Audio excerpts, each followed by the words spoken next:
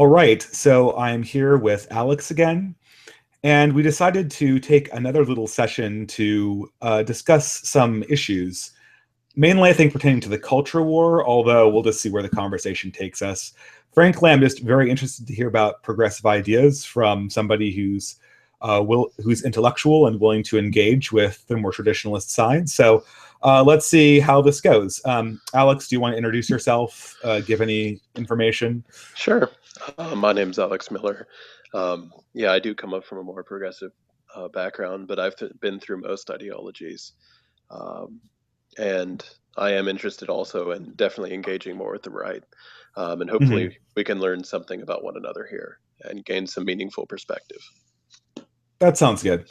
I mean, yes, so I guess we'll start with our intellectual development. If you do, would you like me to go first, telling you about how I came to my positions? I'm obviously very interested in how you came to Oh, yours. sure, whichever's fine. Okay. Great. So, yes, I come from actually, I should say, a very progressive community, and I've gone through a variety of ideologies in my time. I think most formative experiences had me going first towards standard liberalism, then moving to libertarianism, before uh, essentially converting to Catholicism and ending up where I am right now with a very traditionalist perspective on the world. I come from a technical background. By trade, I am a engineer or statistician or whatever you want to say. I do technical things with numbers, as my moniker might imply. Um, and I have been recently very interested in getting a perspective from the progressive side. That's generally my perspective. I should say, um, I came to Catholicism after I didn't accidentally step in it or come to it for cultural reasons.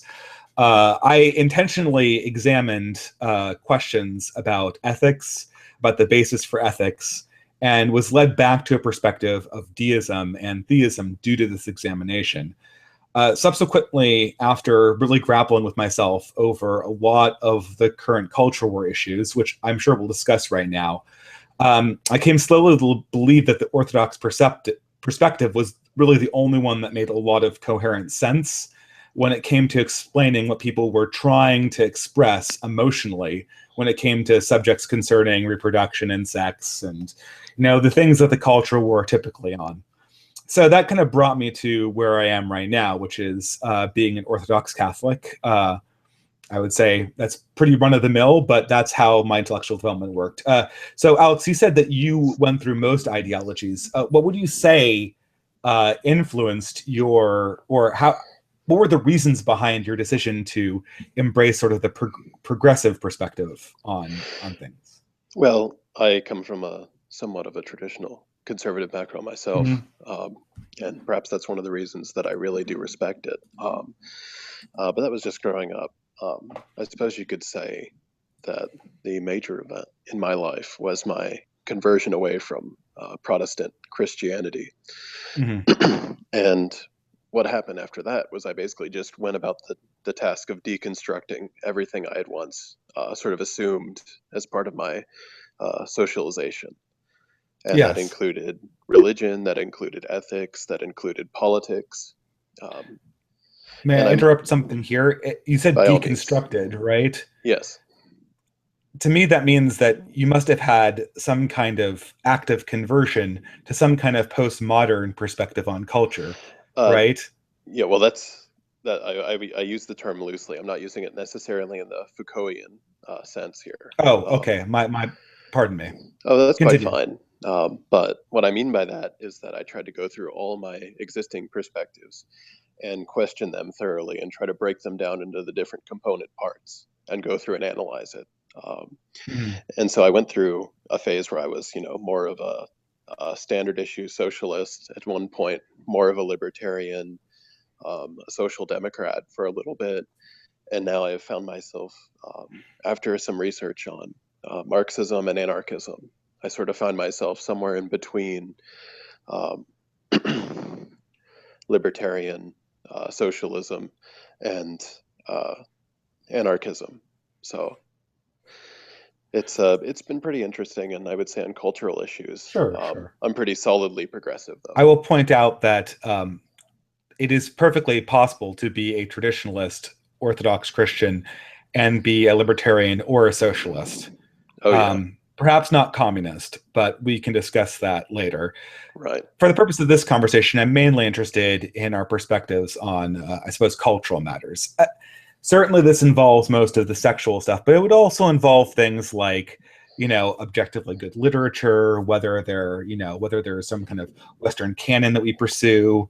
Those have been cultural war issues too, and right. ones that I've cared very deeply about. Um, and I guess there's a connection there, right? Because if you look at sort of some of the major projects of the progressive movement in the past 60 years, they have not simply been on the sexual front. They also have been sort of dethroning a lot of these great works of Western literature and essentially like recontextualizing them as maybe something that only applies to a certain culture in a certain place in a certain time, rather than being sort of more universal truths. Yeah, I mean, you do see kind of almost a decentralization of literature to some degree. Yeah, I suppose from my own experience, that was a huge impact on me. I went to college, not necessarily thinking I'd get a technical degree, but I was totally turned off by the approach that my professors took to teaching history and literature, which I thought was ignorant and incredibly ideological, and something that was not at all competent. So I took it on myself to sort of learn about history and literature in my own time, but I didn't really. I never really. I always was deeply suspicious of academic humanities, and I guess this is more confirmed by experiences I also had with sociology and some of the problems in sociology that exist currently. But okay, but sorry, I don't mean to ramble. But you said that you you said that you yeah, that was a I'm interested. You said that you converted to things like socialism and libertarianism, but how does this apply to your perspectives on, say, culture war issues, right? Like, sure. certainly Yeah, you could be a socialist and, embrace any number of positions, right? right. And of that, there's no doubt. But if just to speak specifically to those issues, a lot of it just had to do with I started sort of critically examining sort of my upbringing in terms of those sort of social and cultural norms, Hmm. and determined um, through some and I may be right or wrong. I'm still always working on my understanding, but I determined that uh, for many of them there wasn't the necessity that some conservatives seem to imply for certain social and cultural structures and attitudes. But here's my problem with this construction. Are there any cultural norms that are necessary?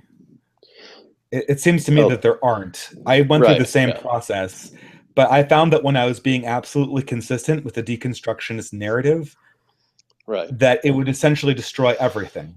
right, and that's a good point, right? Like we should be. I'm trying to think of how to put this.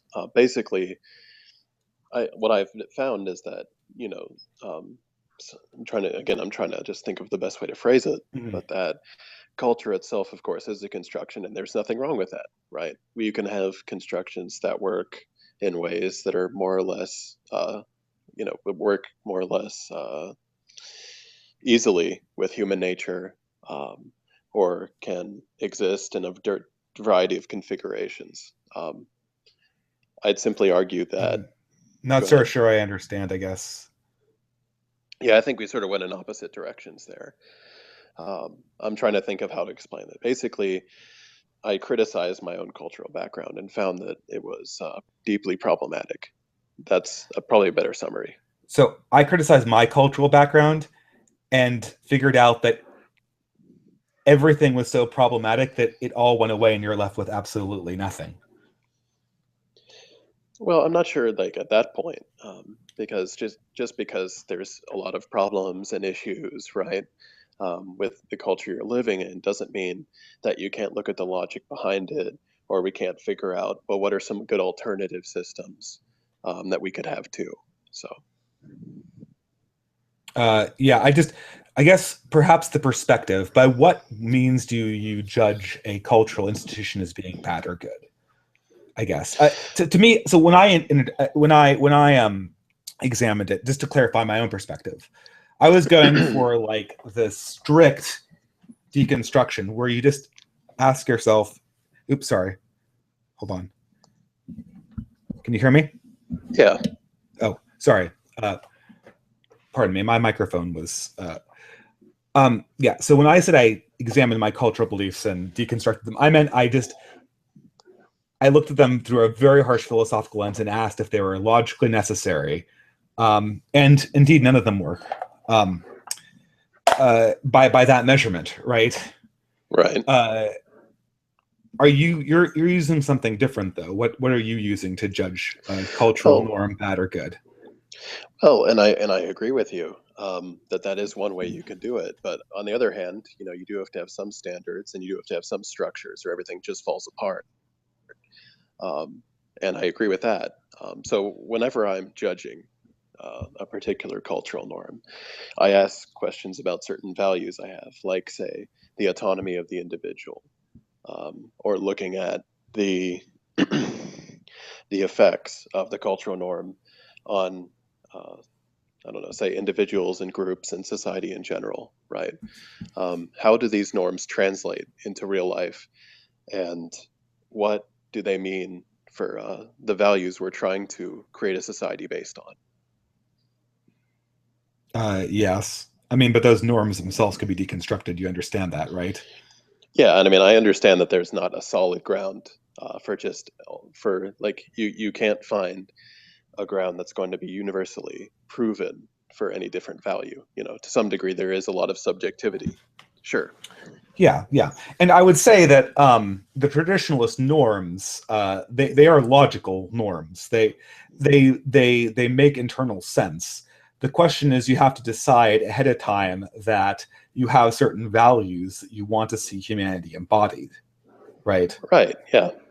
And I think this is the thing, right? I wonder if a lot of progressives have thought about the values they want their culture to embody beyond sort of the very minimalistic ones like equality and autonomy. I believe that there's more things than just that humanity is called to embody in its culture. And while those are two necessary values, they certainly aren't sufficient to describe something as being good. Could you give some examples of what you might Of consider course. base A values? good example would be a man who wants to leave his wife and children to pursue a life of being single and sleeping with a lot of people. Now, Right. it's certainly his autonomy to pursue that, but I don't think it's a good thing. I think that the stability, his commitment to his wife that he made in a vow, and his commitment to his children that was also made by an implicit vow is something that is valuable, even if it cannot be put really very easily in the language of autonomy or as a language of equality. And this would even be if we lived in a generous welfare state where the physical care of the children would not be in question. Huh, okay, I can see that. Sure. Okay, so you admit that it Yeah. can't be just down to those two values and that further Oh, value sure. systems must be Yeah. used. Yeah, and it's I admit that it's a quite a complex project altogether. Um, yes. All right. See you. But yeah, that's what I would say. And I tend to think of a lot of this. I've in as sorry, I tend to think of a lot of this in terms of moral psychology too. So if you look at moral psychology, you can see that there are certain base moral intuitions that conservatives and liberals have. Is this Jonathan Haidt? I love Jonathan Haidt. Yeah, yeah, this is me Okay. Yeah, basically I've parroting extensively him. read that book. Yeah, Yeah. and I'd say that conservatives definitely have were moral super tasters. I think that's a good way of putting traditionalists. Um, Hmm. all our moral instincts are at like 10, right? I guess you could say progressives are also moral supertasters, but only along axes that are like caring and autonomy, and don't have the same reactions to things like uh, the injunctions against sanctity, the injunctions against loyalty. Those things are a lot weaker in progressives typically. Right, yeah, and I'm okay with, I think that's a good way of thinking about it since it does have some empirical basis, right? Oh yeah, So, I and think Jonathan Haidt is one of the few sociologists that actually has results that have been repeatable. yeah, I mean, So I put a lot of yeah, weight into his work. I think he has an excellent way of perceiving this. But the thing is, I believe very firmly that progressives, even self-professed progressives, do want to preserve loyalty and sanctity norms, even though they may not admit that they want to. The previous example was one of them. I can think of more ridiculous examples that would give you an even worse reaction than that. right, right. And Um, yeah, one of my favorite ones is one that Jonathan Haidt uses, but I won't go into it because it's super disgusting. Um, well, it's meant to be, so yeah. Well, yeah, exactly. And I've never had a progressive actually take a bite out of it, so to speak. I never had a progressive not want to condemn it. Just to give you, this would be a thought experiment for if there's an audience watching this. This would be a thought experiment involving an action that would be horrendously immoral by Christian standards, but would be totally consensual, Right, involving the use of brainless human bodies as sex toys, essentially. And most liberals or progressives, I should say, want to condemn it, even though there's no real reason to condemn it from the purposes of equality and uh, autonomy. right, yeah. And I would say that we all have different measures of the different moral criteria, definitely. Um, But so, would you say that to build then some kind of ethic of humanity that involves our social interactions, our interactions sexually, that you would incorporate notions of things like sanctity and loyalty? that's a tough question. I read most of Haidt's book. I haven't gotten to the end of it, but I think the real question we have to ask is with things like sanctity, especially I think sanctity and purity, is exactly how. How can we justify that and use that in a way that's not going to be oppressive? So, for instance, if you look at some religious norms when it Can you? comes to purity. I don't want to jump in here, but can Oh, you sure. define oppressive? It's one of those words that every time I hear it, I have to get a definition because, That's like we yeah. saw in the previous one, we had two different definitions of oppression floating around in that discussion. I Sure. want to know which Um, ones are in action here. okay, so I'd argue that having sanctity norms is fine as long as it doesn't interfere with the autonomy of different groups in a way that's harmful. That's basically what I'm saying. So, and But hold on, yeah, can I interject here? sure. Uh, any moral norm will interfere with autonomy if it's anything ever. That's a good Otherwise, it's point. not Yeah, even a that's moral true. norm, Yeah, right? right. So you need to interfere with that to have meaningful rules at all. Yeah. Right. So, aren't you just saying that I don't want a sanctity norm that ever interferes with autonomy? Is essentially I just don't want a sanctity norm. Period. Well, I was gonna just go ahead and give an example to clarify. I'm So, sorry. I yeah. apologize. Go ahead. Sorry. It's fine. So I was going to give the example. Haidt talks about purity, right? And Mhm.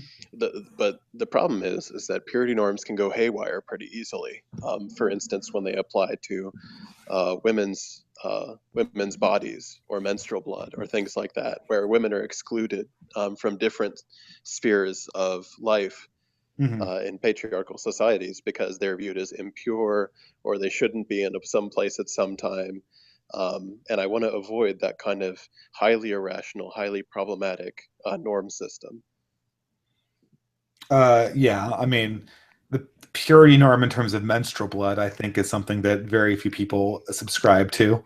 it's not really, it's more of a ritualistic regulation rather than uh, a rational one. I would Right. argue, right? Yeah, it makes sense. Yeah, I can see where you're coming from. Sure.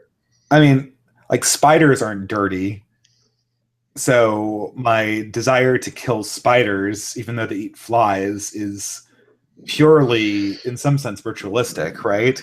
But I don't Right. consider it a destructive norm necessarily. Right.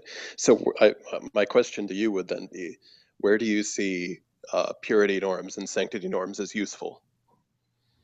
Um, well, okay, so from my whole perspective, these things have to be defined in relation to what they're trying to achieve from a Christian point of view. Uh, there's two bases of all morality, and one is to ensure humans' relationship with God and ensure relations with other humans. Um, so when this question was put to, I believe it was John Paul II, he said that we should ask ourselves every time we decide upon a norm that governs our lives, sexually or otherwise, does it make us more human? Right? Huh. That is very vague and it doesn't really answer the question because, oh, what's human, right? I'm just obfuscated. Hmm. But we can kind of get to the sense of what these norms are there for, right? The purity Right. norm is when we imagine human thriving, right? People say like, I'm a utilitarian, I want to have the best possible lives for humans. Well, what is a human, right? When you imagine what human is, you have a certain idea of the good things a human does and the things that you want to have future generations be like. And Right. that's what essentially the purity norm to is there to essentially accomplish, right? It's there to accomplish an ideal of humanity that goes to the core of dignity, I guess, right? Um, so, Huh. for instance, I mean, if you're looking for like a hard, fast line here, and I guess it depends on I could give you an example of purity norms that might be useful. Sure. Okay, I mean, so a purity norm that might be useful would be to have a very tidy house. Uh, Right. there's something necessary. I've seen brilliant people function in absolutely filthy houses, right? Right. But that purity, and there's no, you have people over, right? If someone comes to my house, and admittedly, it is very disordered right now, but let's say I had someone over at my house, and the house is a mess, right? Like, Right. why do they get to tell me you need to clean my house, and I don't get to tell them, well, come on, man, just like deal with it. My house is messy. Why are you getting on my back, right? That's a Right. pure. I like that purity norm. The purity norm is there so that I become a success. I am pressured to become a more clean individual rather than my guests getting pressured to lower their standards every time they come to my house. Huh. Okay. So you see, that purity norm of a cleanly house is there in order to make me a better human without encouraging other people to be more lax in their own virtues. Well, hmm. Yeah, and I can definitely see where you're going with that. And I guess it just seems rather shaky to me, how more clean equals better, or less clean equals worse. Um, Uh, I need to interject here. If we ask fundamental questions like this, we will obliterate every single moral precept you can put before us. I suppose so. I mean, I suppose. it just you presuppose that the ones that govern caring and equality are somehow unassailable, right? Well, it's an interesting Somehow that they're question. rational in the way that the purity ones aren't, right? But if I were to go to somebody and say, like, why should humans be autonomous, right? Justify Right. that. You couldn't appeal to any of the other five norms, right? And every time you gave an answer, you'd be like, oh, well, how does that help cleanliness making humans free, right? How does that help cleanliness? Well, it's not the same norm, right? Like, Right. and, Yeah. and commitment to one norm is necessarily going to detract from the other ones, right? So, Hmm. so if you just want to say that, like, anything that doesn't justify itself in terms of autonomy or caring is illegitimate, congratulations, you've obliterated all the other norms. But I don't think you actually believe that. I can give you an example from the Christian point of view of how the Christian purity norm works and what justifies it in the worldview, right? how it links it all Hmm. together, but I can't independently justify it in terms of the other five. Nobody can. Right, and I can understand that. I suppose it's just when I look at, um, I don't know, like from my experience personally, when it comes to things like purity and cleanliness, like I can see the point when it comes to health issues, if it comes down to that. Mhm. But otherwise, to me, it just seems just generally very arbitrary, and it kind of doesn't relate to other structures in society very much. It's almost sort of a freestanding kind of norm that doesn't really do much. But I'm just going to ask the same thing I asked. Aren't all the norms that we talk about freestanding? Well, and I'm kind of going out on a branch here, so Autonomy, for instance, right? right. I could have an authoritarian society that would work great. Well, yes, but it would lead to larger amount of suffering. I mean, I suppose I'm kind of going on a utilitarian stance here, but Large amount of, I mean, what if it doesn't? Would you accept an authoritarian society that led to less suffering? I don't know. I don't think so. Okay, so then you just prove that that wasn't the reason for the fact that you wanted autonomy. You want it for its own sake. Perhaps so, yes. And because it seems necessary for things like justice and for all the other structures of society to work at all. Um, Okay, but I'm asking you to do a thought experiment here. If I were right. to put you in an authoritarian society that would reduce human suffering by a fraction, just a very small amount, would you accept that? Well, I suppose it would. I suppose it would depend on the case, but I mean, I can see where you're coming from when it comes. But coming from is, I think, a logically provable position that these norms, at least in the Haitian sense, how Haidt got these norms, right? Right. Was he went and he asked people to justify, justify, justify until they just said this is the way things are, right?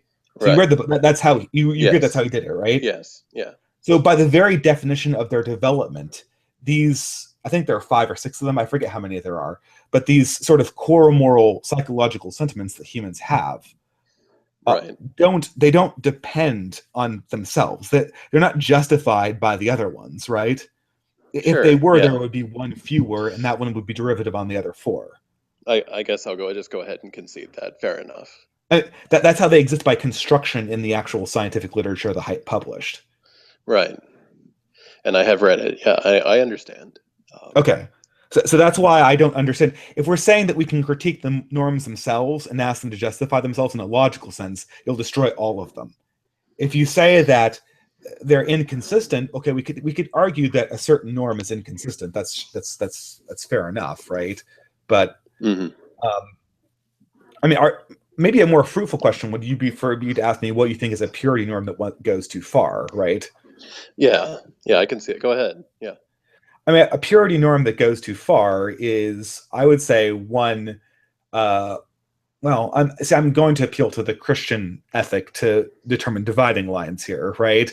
Right. It's a purity norm that destroys humanity more than it increases the virtue of humanity, right? The point is to develop a virtuous humanity, and if you destroy humanity, it can't very well be virtuous, right? It actually has to survive and be autonomous to be virtuous, right? Sure. Yeah. And so, by the standard of sort of the Christian ethic, where you're mainly concerned about man's relationship with man, man's relationship as man, and man's relationship to God, then that is a clear dividing line that you can discuss. Right. Yeah, I can see that.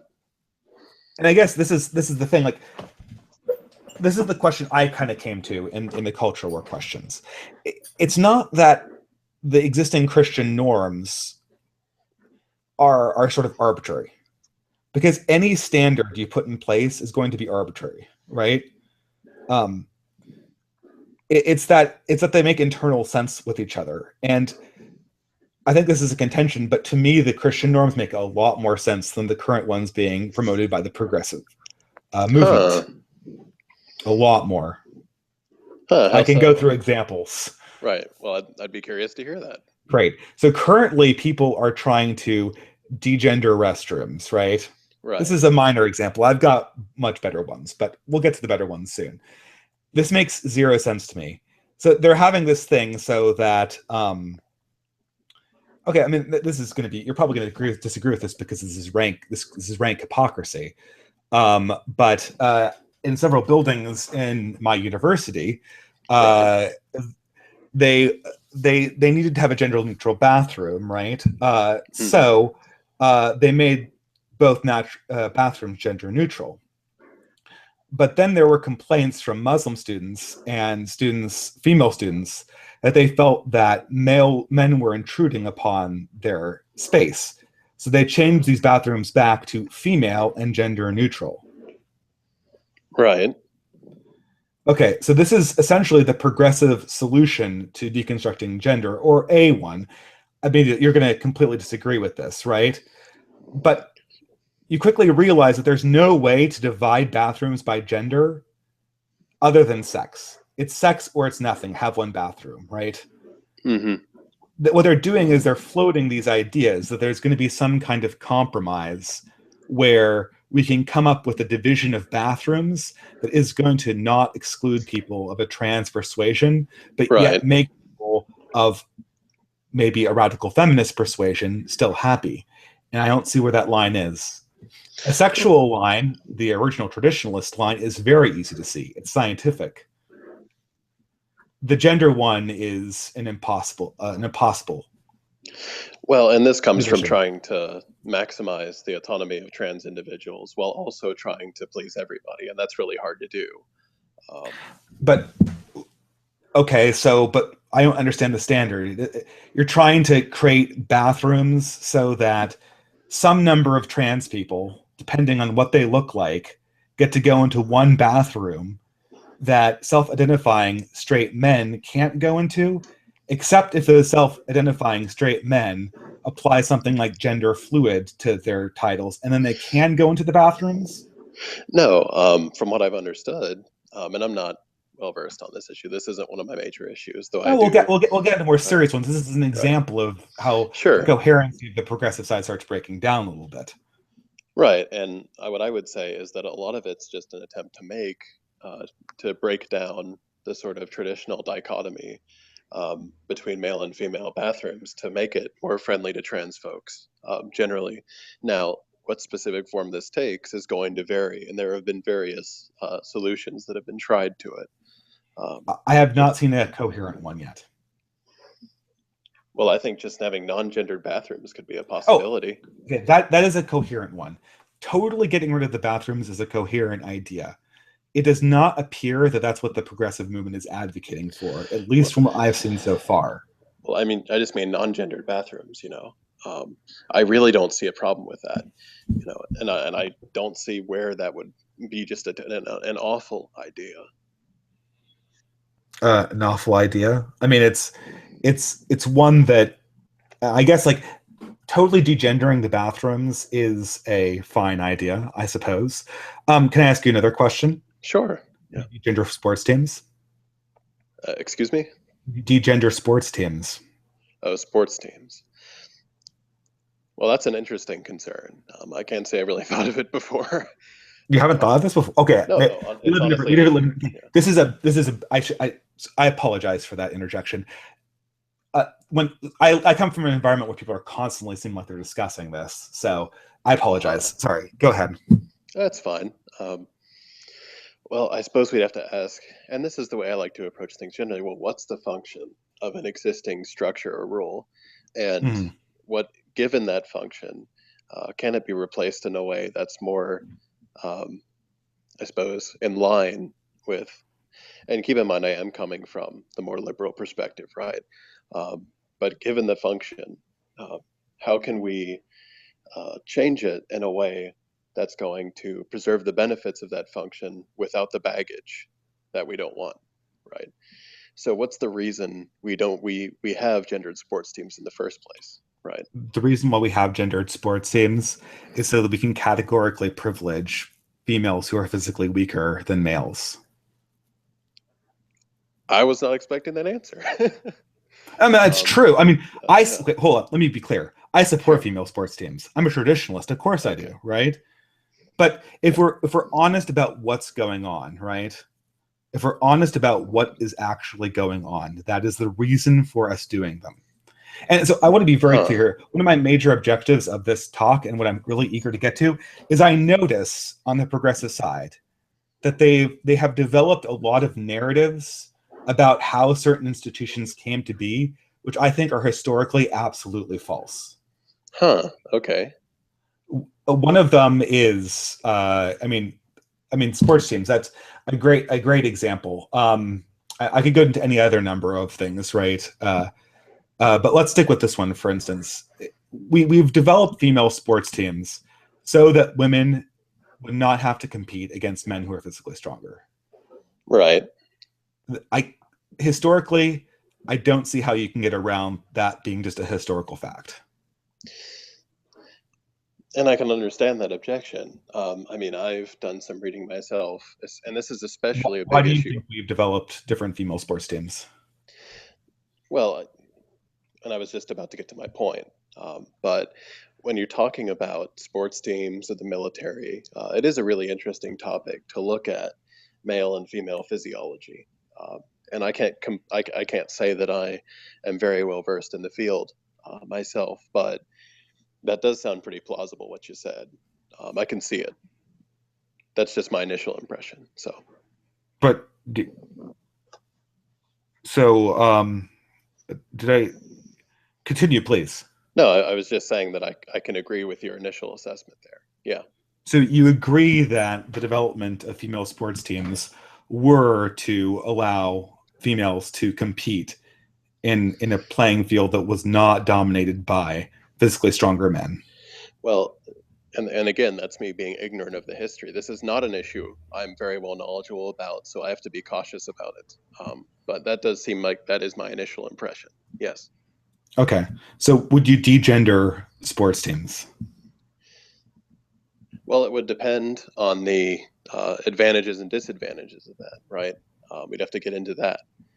So, Uh, what are some of these arguments you're hearing for and against degendering?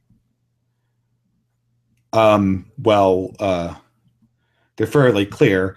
If you don't think gender is real, or if you don't think sex, human biological sex, I mean that's essentially what we're talking about. We say gendered sports teams. We Okay, really should say sex sports teams by the progressive definition, that's what I mean. right? Yeah, that's what we're But talking about. we're talking about the same thing, right? The Olympics has toyed with this idea, right? Sure. They're actually going to go through with it, right? That they've toyed with the idea that they're going to have certain events that are going to be uh, desexing. This sounds terrible, so I'm just going to use degendered with the assumption that we understand that it's desexed in this case. Fair enough. Um, yeah, but the Olympics have toyed with it. They're currently toying with this idea right now as we speak. This has Right. been in the news. All right. Um, the advantages are, well, I mean, there's only two. I mean, if in under the current system, let's say let's for the purpose, I know they're not talking about degendering everything, but for the purposes of this debate, let's talk as if they were, so we don't have to get caught up in the details. Right. The Olympics degenders everything. It will advantage male players everywhere because there'll be more slots open for them. The Olympics keeps gender in place. It will advantage biologically female athletes. As a matter Huh. of fact, if the Olympics degenders, I would say that you would kill almost 95% of all female athletes that are Olympians would immediately you would there just there'd be whole swaths of events that would never see a female contender. All of track and field pretty much. Lots of the swimming events. You know, almost all of the weightlifting ones. There'd be some female gymnasts, sure. Right. And I can see that definitely. But if and the thing is, if it is indeed a fact that there are physiological right differences in terms of the abilities of men and women in these events, then I guess I really don't see an issue with creating separate teams so that way everybody has a sort of a chance to compete. Right. But why? I don't get this. Like, so you're saying that if gender is arbitrary to you, then Right. why Well, would you care if one gender gets more slots or not, right? Like, that's not what I'm saying. I'm speaking in terms of sex, right? So I'm making the distinction between sex and gender. It's been, uh, I okay, define. so but the same question with sex replaced in for gender then. Well, I feel like it should. I think. Well, I'd say that it's important that we have as many participatory as much participation in different spheres of society as possible, and that includes especially women. So I feel it's important that, I mean, if degendering or desexing or whatever you want to call it, the Olympics means that women are just going to disappear from the Olympics, then it kind of defeats the purpose, right? Well, can I ask you this? If it's possible that women have biologically different reactions to physical hardships, would it not also be true that women might feel more threatened by using restrooms along with men? And I'm not saying that there's not that possibility, but I'd say also that it hasn't played out overall. What you've seen with trans restrooms or trans folks being allowed in different restrooms has not been what's been feared by a lot of leaders. Hold on, hold on.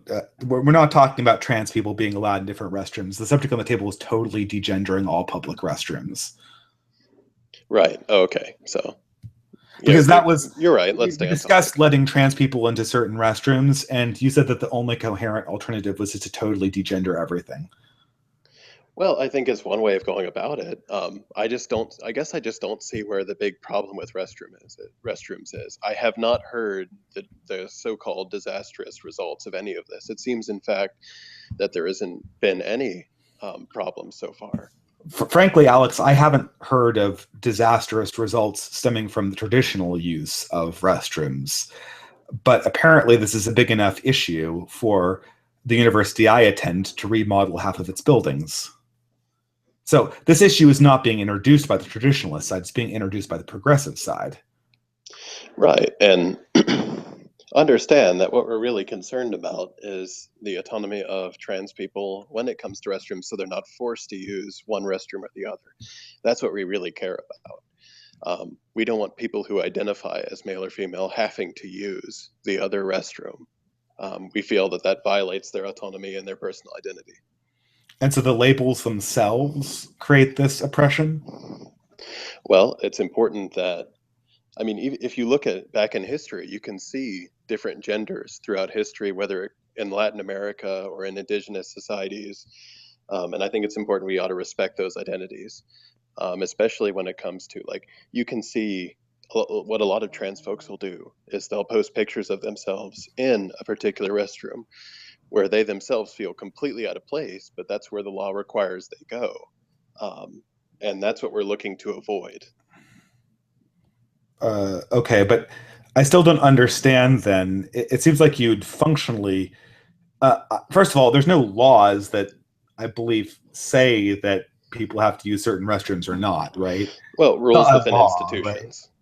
Well, rules within institutions. I That's guess what it's I sort of meant. a Yeah. cultural norm, right?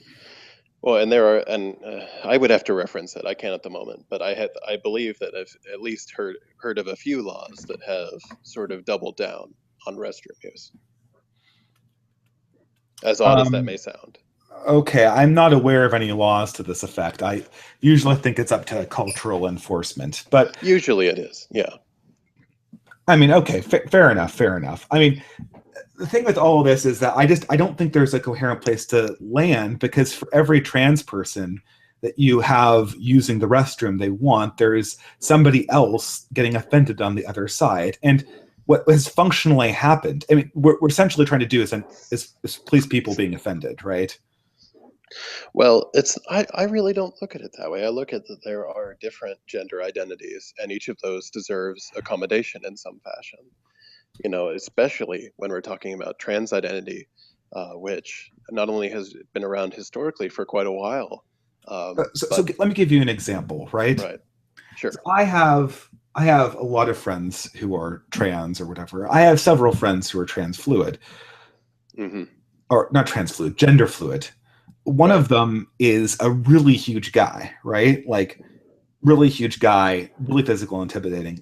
He would physically intimidate me, right? Right. Okay, so he's gender fluid, meaning he identifies as female, even though he has, well, firstly, biologically male and has every single male characteristic. Right. Now, let's suppose that he wants to use the female restroom, right? Right. Okay, so two options. He goes and uses the female restroom. But he's forced to use the male restroom and feels uncomfortable. Option two, he uses the female restroom and makes somebody else uncomfortable.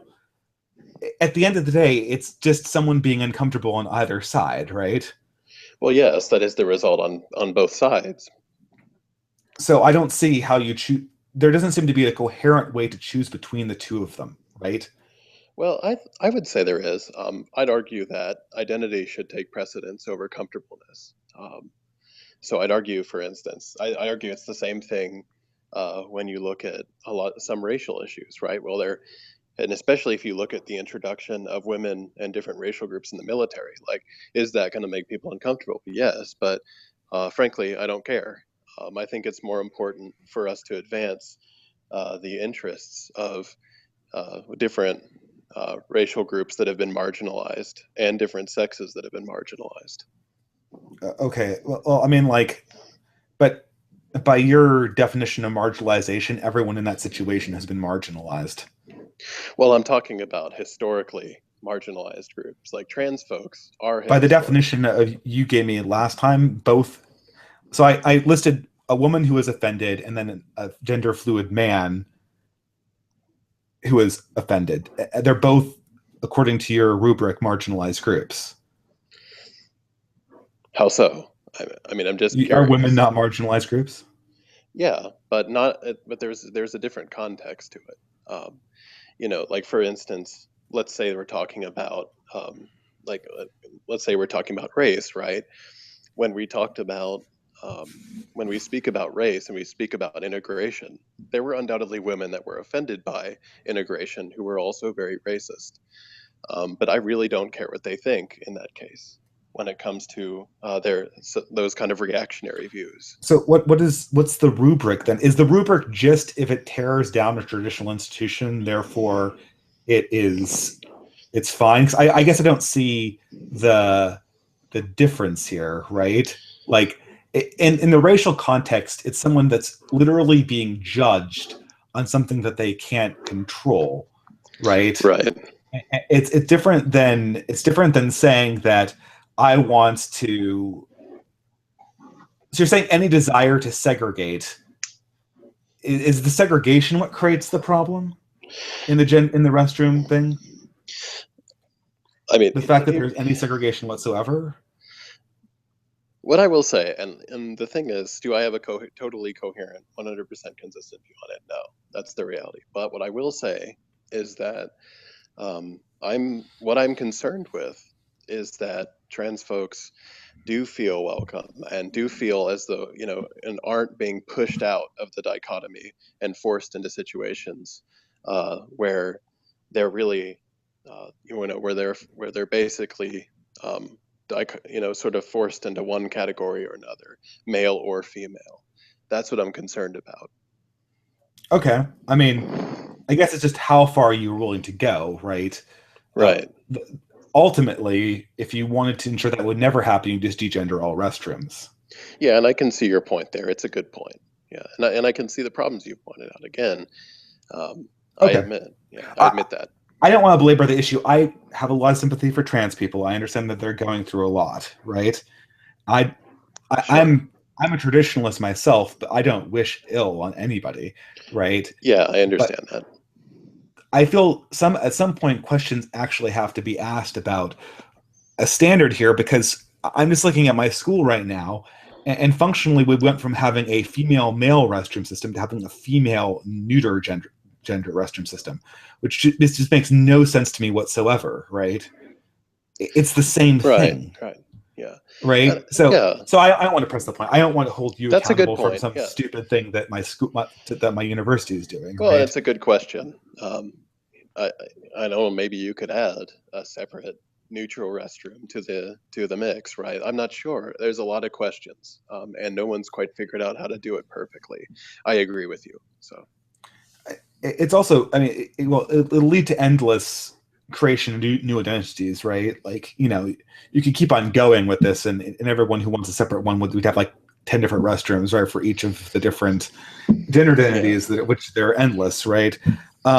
it, But it gets pretty confused sometimes. Sure. yeah, it just at the end of the day, I don't know where it's hard to see how it coherently is contained, right? Once you say that the identity creates the restroom, right? Yeah. Then if we have 10 genders, we have 10 Right, restrooms. right. And Uh, yeah, and there has to be a reasonable response, right? I understand that. yeah, and it's hard to say what's reasonable because transgenders are always are a minuscule part of the population to begin with. And I can understand that, but understand that we on the left, what our main concern is showing is trying to create a society that's going to be thoroughly inclusive to these groups. That's what we're concerned about. Now, the specifics we can argue about, but that's the general principle we're coming from. Okay. Do you mind if I go on to more of these questions to see if Sure. why I Yeah. had problems with the coherency of the progressive view? By all Uh, means. okay, we'll table that one. I think I illustrated what my problem with it was, but that is by far the most minor one. I'm starting small and I'm building up. There's two more. The second one, which they're all kind of related to different elements of the culture war. Um, the other one was, let me put it this way: the other one started by a simple thought experiment. Um, Person X has sex. Right. Person X later discovers that the sexual act has led to the creation of a human life. Right. Does person X have any responsibility towards said human life? Yes or no? Huh. And you notice I've purposely left out genders here. No, that's a good thing. Yeah, it makes it a logical I formulation. and it makes sense to me because you said previously that gender should not make a difference in formulations like this. Correct? Right. Yeah, there should be fairness between treating the genders. Yeah. Okay, great. So w- my understanding, well, first of all, I don't want to tar you with the progressive understanding. Perhaps you should explain what your reaction to that statement would be. Yes or no? That's a really damn good question.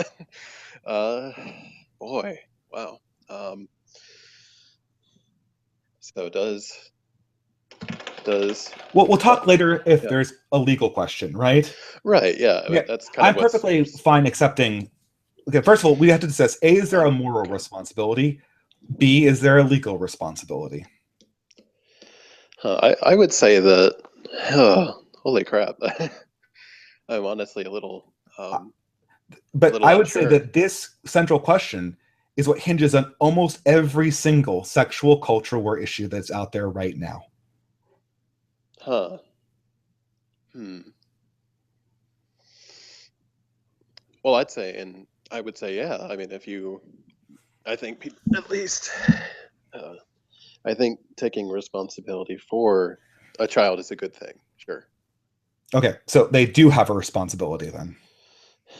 I'd say in the context of just in the context of a, a partnership like that, yeah. Is it legally enforceable in any way? And that's what I'm a little less sure about. You know, how far do you really want to go with that in terms of determining, well, who's going to take care of who? And I don't know. I'm a little unsure about that question. I mean, Okay. I mean, my immediate reaction, um, immediate reaction would probably be something in between yes and no. But I'm honestly a pretty split. I mean, I can understand both sides of that, but Okay. All my thought experiments from this point on will have gender neutral pronouns because this is what I want to get at in the critical division. Um, uh, okay, so we agreed that there is a responsibility. sure, yeah. So we could say that abortion is an immoral action because it betrays a personal responsibility. Well, I wouldn't say that. I would say So that. you're purposely destroying the human life that you created from the sexual act that we previously discussed. And notice I left those gender neutral. Right. Well, I wouldn't. there's a lot of debate about, because abortion's a very particular circumstance. I would judge abortion differently than um, I mean, it really depends on the circumstance, but I would say that abortion, I'm in favor generally of access to abortion. Um, But we're and not discussing access or legality. We're discussing whether it's moral or immoral right now. so the situation here is that two people have sex, and then Yeah, a there's a person has child. sex, and then he learns here. Like, a person has sex. Person learns later that sex has created life. Does he have a Right. responsibility for that life? Well, and what you left out is whether this is after or before the life is born, right? So that's what I suppose Huh. that's where I would draw the line. So Why does that make if, a difference? well, because if it's after the person has been born, I would say, yes, absolutely. You know, it's the responsible thing to do, especially if the person, if the child in question would only have one parent, it would be the responsible thing to Why do. is it? Why is it? 'Cause I don't understand this. If we were to look at a baby at at late pregnancy, it's the same baby as it comes out of the womb. It's the same being. Right. And here I'm going to go So ahead and go ahead. magically becomes something that we need to take care of once it becomes less dependent. That seems totally counterintuitive. Well, no, I don't. Here's the distinction that I'm going to make. Um, it's that whenever we're talking about abortion, I Mhm. don't think abortion has the same status as homicide or murder. I'm convinced that's not the case. I actually might agree with you in the sense I believe abortion is killing, but it's a particular kind of killing that seems to not fit into the categories we ordinarily associate with murder. It Right. would be a special kind of murder, like murder in self-defense in some sense. Although I think that's a really bad analogy. Well, I would Uh, argue that abortion. Okay, so if you, obviously, if I favor abortion, I'm fine with abortions happening before the child is born, and to me, that wouldn't be a an issue so much. And the reason, here's my argument for that. My argument for that is if and it goes down comes down to a conflict between autonomy and care, right? So if we're to look at say someone who was kidnapped, right? And mhm. they were taken and they're forced to keep someone else alive with one of their organs, Yeah, the right? violinist, right? Precisely. Yes, that's what I'm getting at. Mhm. And I would argue that there are special cases where autonomy takes precedence over concern for care, or even if it is even if we do count it as a person or a life, I would argue that there are certain circumstances where that can be granted. The violinist argument has a huge flaw in it, which I'm surprised nobody points out because it really is a terrible. And I mean, it works for one particular instance, right? And that's Right. rape. But on all other ones, it doesn't work because the violent argument presupposes that there was a party that set up the situation that wasn't you, right? So, Right. for instance, I'll give you a better analogy. Let's say that the same violinist. So, I know you didn't say it was a violinist, but in the original Judith Jarvis Thompson, I I've believe, read that. yeah, Yeah. it was a violinist, right? Let's say the Right. same violinist had, like, heart failure, right? Right. Okay, so he says, okay, I need somebody to hook up to this machine. Once he's hooked up to it, he's got to be hooked up for 9 months, right? Right. To keep it in the analogy, right? Right. No one's going to agree to this. So how about this? I'm going to host a really, really great concert, right? Fully catered, right? Right. And after the concert, each of you guys is going to go to sleep in a beautiful hotel room. Like Right. we'll have like 100 people, right? Right. And then one of the people who goes to sleep will hook up to the machine and it will be totally random. And this way, people can support me at the small risk of being attached to a machine. Okay, so people all do this. And then the person who wakes up the next morning goes, whoa, whoa, whoa, whoa, I didn't consent to be hooked up to the machine. I only consented to have a 1 out of 100 risk of being hooked up to a machine, right? Pulls Right. the cord out and kills the violinist. I would say that was murder. I don't know. I mean, and that's the thing. He agreed ahead of time to take it. The violinist went into this with the idea that the person he agreed to have this risk being taken, right? Right. And he was the reason why he's plugged up to the violinist is because he said, yes, I want to be plugged into this violinist, right? Right. I, he is the author of that scenario. I mean, okay, let's even make it better, right? Let's say that half the people in this experiment, like half the people, they rigged the system so that they could not possibly be chosen for the violinist, right? Just to make it Right. completely analogous, right? And they're scot-free. And then Right. I would say, even after learning that half of the people cheated, right? Right. The person who got picked in this experiment still would not have the responsibility to kill the violinist because he elected to take this chance. Well, and I can understand that objection. That is really is the way out of it. But if you're talking about, like, I also try to think of it in term. I'll just say this: I am, whether or not, if we're looking at another analogy I like to use is a car crash, right? So if we were getting into a car crash and the hospital needed just my organs, and it's the only thing that could save somebody, I wouldn't have to save them, and it wouldn't be murder to say no. Um, by law, society, our particular society allows that autonomy can be sometimes sometimes be emphasized over care, and that's fine. I'm okay with that. And with abortion, if you combine the exception we make at times with autonomy, if you combine that with the consequentialist approach, where you look at, for instance, the problems of not having abortion being legal, I think you get an even stronger case, because the problems that result from it end up just being, I mean, abortion's going to happen either way. I Um, would statistically dispute that. I mean, how many abortions do you think happened prior to 1960? well, I'm not sure. I'd have to look at those statistics.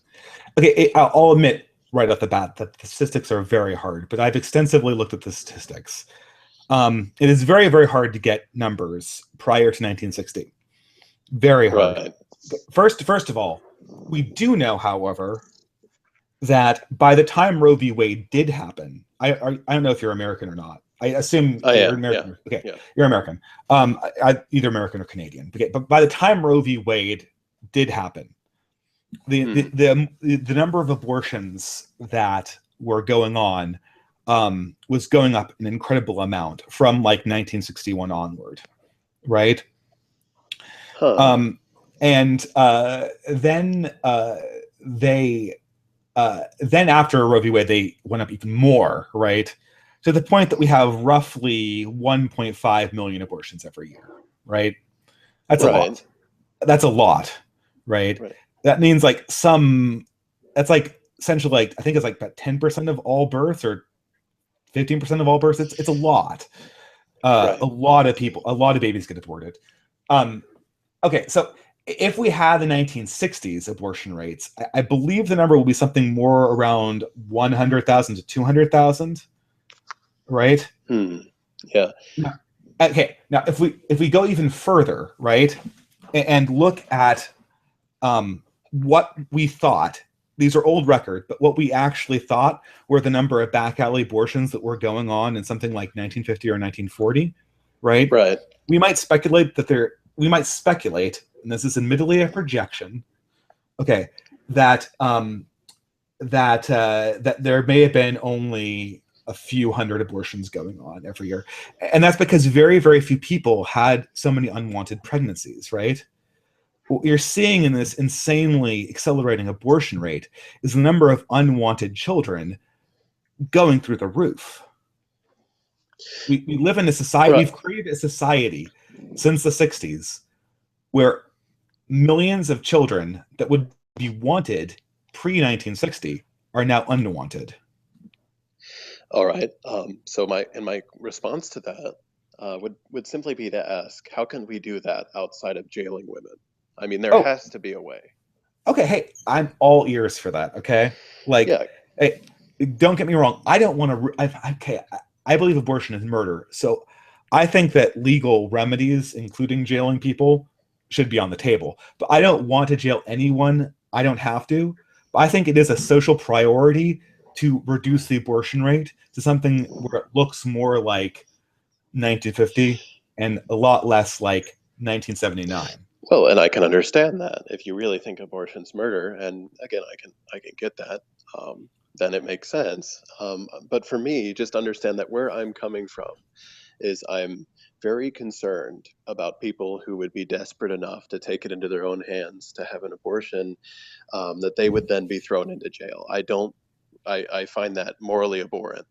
And I think that any other solution other than a punitive one would be fine. Can I ask you a question? Are Sure. you? I haven't looked into this exactly, but I'm unaware of. I know abortion doctors were thrown into prison prior to 1950. I'm unaware of a lot of women who were thrown into jail for abortions prior to 1950.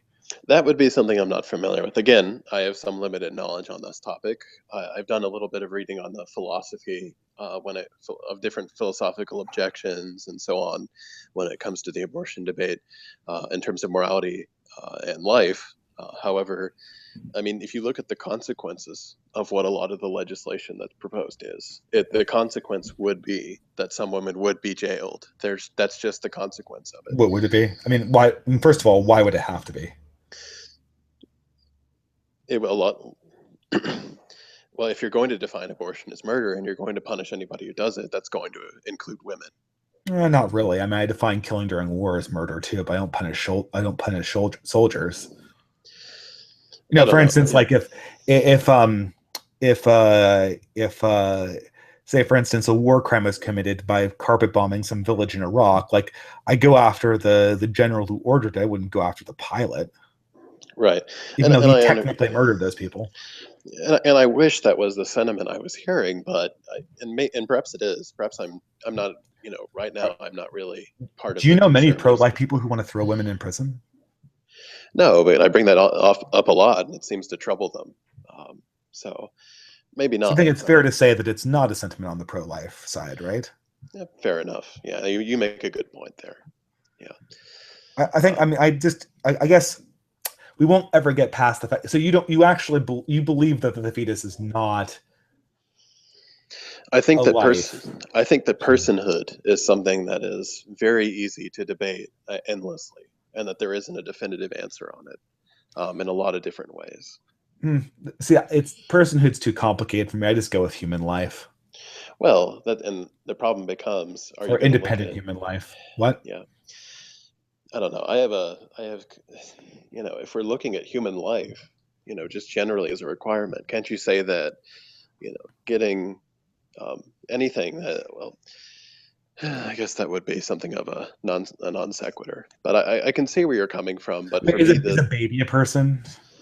well, yeah, presumably, Why? I I mean, it's got none of the capacities of an adult. It has no object permanence. It's got no self-conception. It's got no capacity to make new memories. It's got a very limited ability to feel pain. well, and that's the thing is, I have to admit, like I said, I'm not well versed in the literature. I've read some of it, and I've talked a lot with people who do study it. But I mean that's fair, and I'm sorry. I want to totally encourage you. I don't want to grill you on something that you're not ready. I'm just trying to illustrate how I'm actually bringing you through, not in the same order, but some of the concepts about progressive sexuality that cause my progressive worldview to fall apart and cause me to adopt a traditionalist one instead. And the question of what gender is and how we distinguish between it and our responsibility to the life we create through our sexual acts, there are two major ones, right?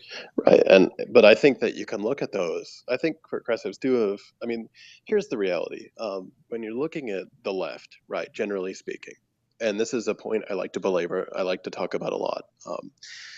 The left is trying to create a new vision from scattered pieces. It's oftentimes more of a descent from tradition, and tradition already has all this coherent belief all set up. So whenever you're talking about whether economics or whether you're talking about social issues, the left is not going to necessarily be as consistent or coherent because we don't have a ready-made system that we can just go ahead and pick from. Instead, you have to put together pieces of the puzzle that aren't always going to fit. But you're essentially proposing that we tear down something coherent and replace it with something incoherent. Well, I'm just saying that the natural response to having to figure out how to put together an alternative is going to be more difficult. It's going to face a lot more obstacles than just going with what's already been in place for centuries and Yeah, centuries. but here's the problem, Alex, right? Yeah, I look at the world prior to 1950, where there were like a few hundred babies aborted, and the same number of like conceptions, pretty much, right? Like the birth rate is it was not higher now, or the conception rate isn't higher now than it was back then. But so I look at the fact that we abort 1.5 million babies, like right, to the few hundred in 1950. Like this includes the back alley ones, right? I right, don't remember right. how many Yep, exactly. I have to check the statistics again, but it was like a few thousand, maybe, right? right. 1.5 million versus a few thousand. In 30 years, we went to a society where we didn't want the children we were making with our sexual acts, right? Right. And I asked myself, like, that's the world that I'm like paying for, right? Like a world Well, where we throw our babies away as opposed to take care of them. Like well, yeah, and I can understand your outrage. I get it. But I'm just wondering, like, why should I be invested in this direction? well, I'd say that we should, and this is especially true when it comes to issues like abortion. Abortion is not going away. It's not going to happen. And we have to figure out a way to at least deal with the problem without using institutional violence against in a way that's excessive, right? And I would argue that the legal I system see. The thing does is, that. Alex, abortion is institutional violence. That's what abortion is. Well, I would disagree with that, but I'm not yet convinced that Uh, there's a I personhood there going on. and that's if abortion is not institutional violence, then I would totally agree with blocking any attempt to legalize it, right? Because I'm more or less libertarian otherwise.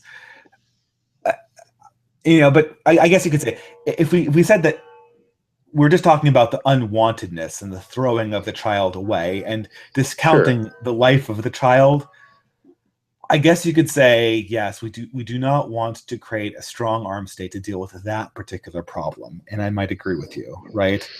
Under my conception, though, of the child being living, abortion is the largest scale form of institutional violence since the abolition of slavery in this country. And I get where you're coming from. Again, It, if my assuming your metaphysical definitions. ideas are true, it just is undeniably that. Right, but I would argue that you have to, and where I disagree pretty, uh, pretty ardently with a lot of people who identify as pro-life, Mhm. is that I'm not ready to endorse anything that uses, you know, any kind of violence again to try to punish people who have abortions or abortion doctors. I can't get behind that. I think there have to be better ways of tackling that problem. There have to be. I'm simply not going to endorse authoritarian methods. I'm, Absolutely I'm, not. I, I mean, yeah, I mean, okay, but hold on. I want to before we go on to my final question that caused my break from the progressive side. I want you to say, so are you saying that if you believed that the 1.5 million children being killed by abortion, if you believed those were functionally children, like those outside the womb, an attempt to arrest doctors that assisted in the destruction of these 1.5 million children would would you would not engage, you would not consider it right to do that, or something that could even be entertained? No, I don't think so. I mean, here's the thing too. Oh, What I'm oh, saying. are you for the Civil War, like in this country? Well, I'm for the force. I'm obviously for the forcible abolition of slavery. Yes. Okay, so you'd embrace authoritarian measures when it came to freeing some million numbers of humans, Right. Yeah. but Presumably. not to save millions of humans' lives? No, Well, keep in mind here, we're operating under the I, assumption that I I'm right. understand. We're assuming what you're Yeah. saying. Yes. If we assume what we were saying is right, if you're right about children not being human, I completely concede the point and admit that a pro-choice position is unassailable. Right. But conceding that my position is right, Well, this is an issue that, right. Am I still on air? yeah, Okay, good.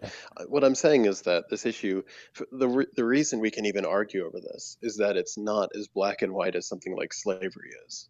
Slavery, it's very clear. There's no disputing that slavery is forced labor that's unjust, right? The exploitation in it. Nobody can argue that. And yet, when it comes to abortion, the entire every part of it has been debated, from personhood to autonomy, and weighing that against the concern for life. When it comes to abortion, it's not so clear. And for that reason, I'm not going to, especially since the people who perform abortions, like abortion doctors, these are not evil people. They don't think they're killing anybody, right? They're just but think they, so, and Alex, yeah. slavery was controversial and did have defenders, and personhood of slaves was questioned when slavery was legal. So the existence of the opposition, it does not create uniqueness with the slavery example. Well, clearly, though, I mean, it's just impossible to deny from an objective standpoint. I mean, you could try to argue that slaves are inhuman, but that's literally impossible to do.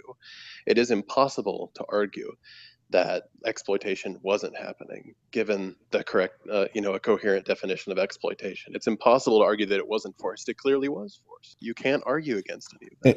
It, keep in mind that under this argument, you are presupposing that babies are human and that they are being murdered in the womb.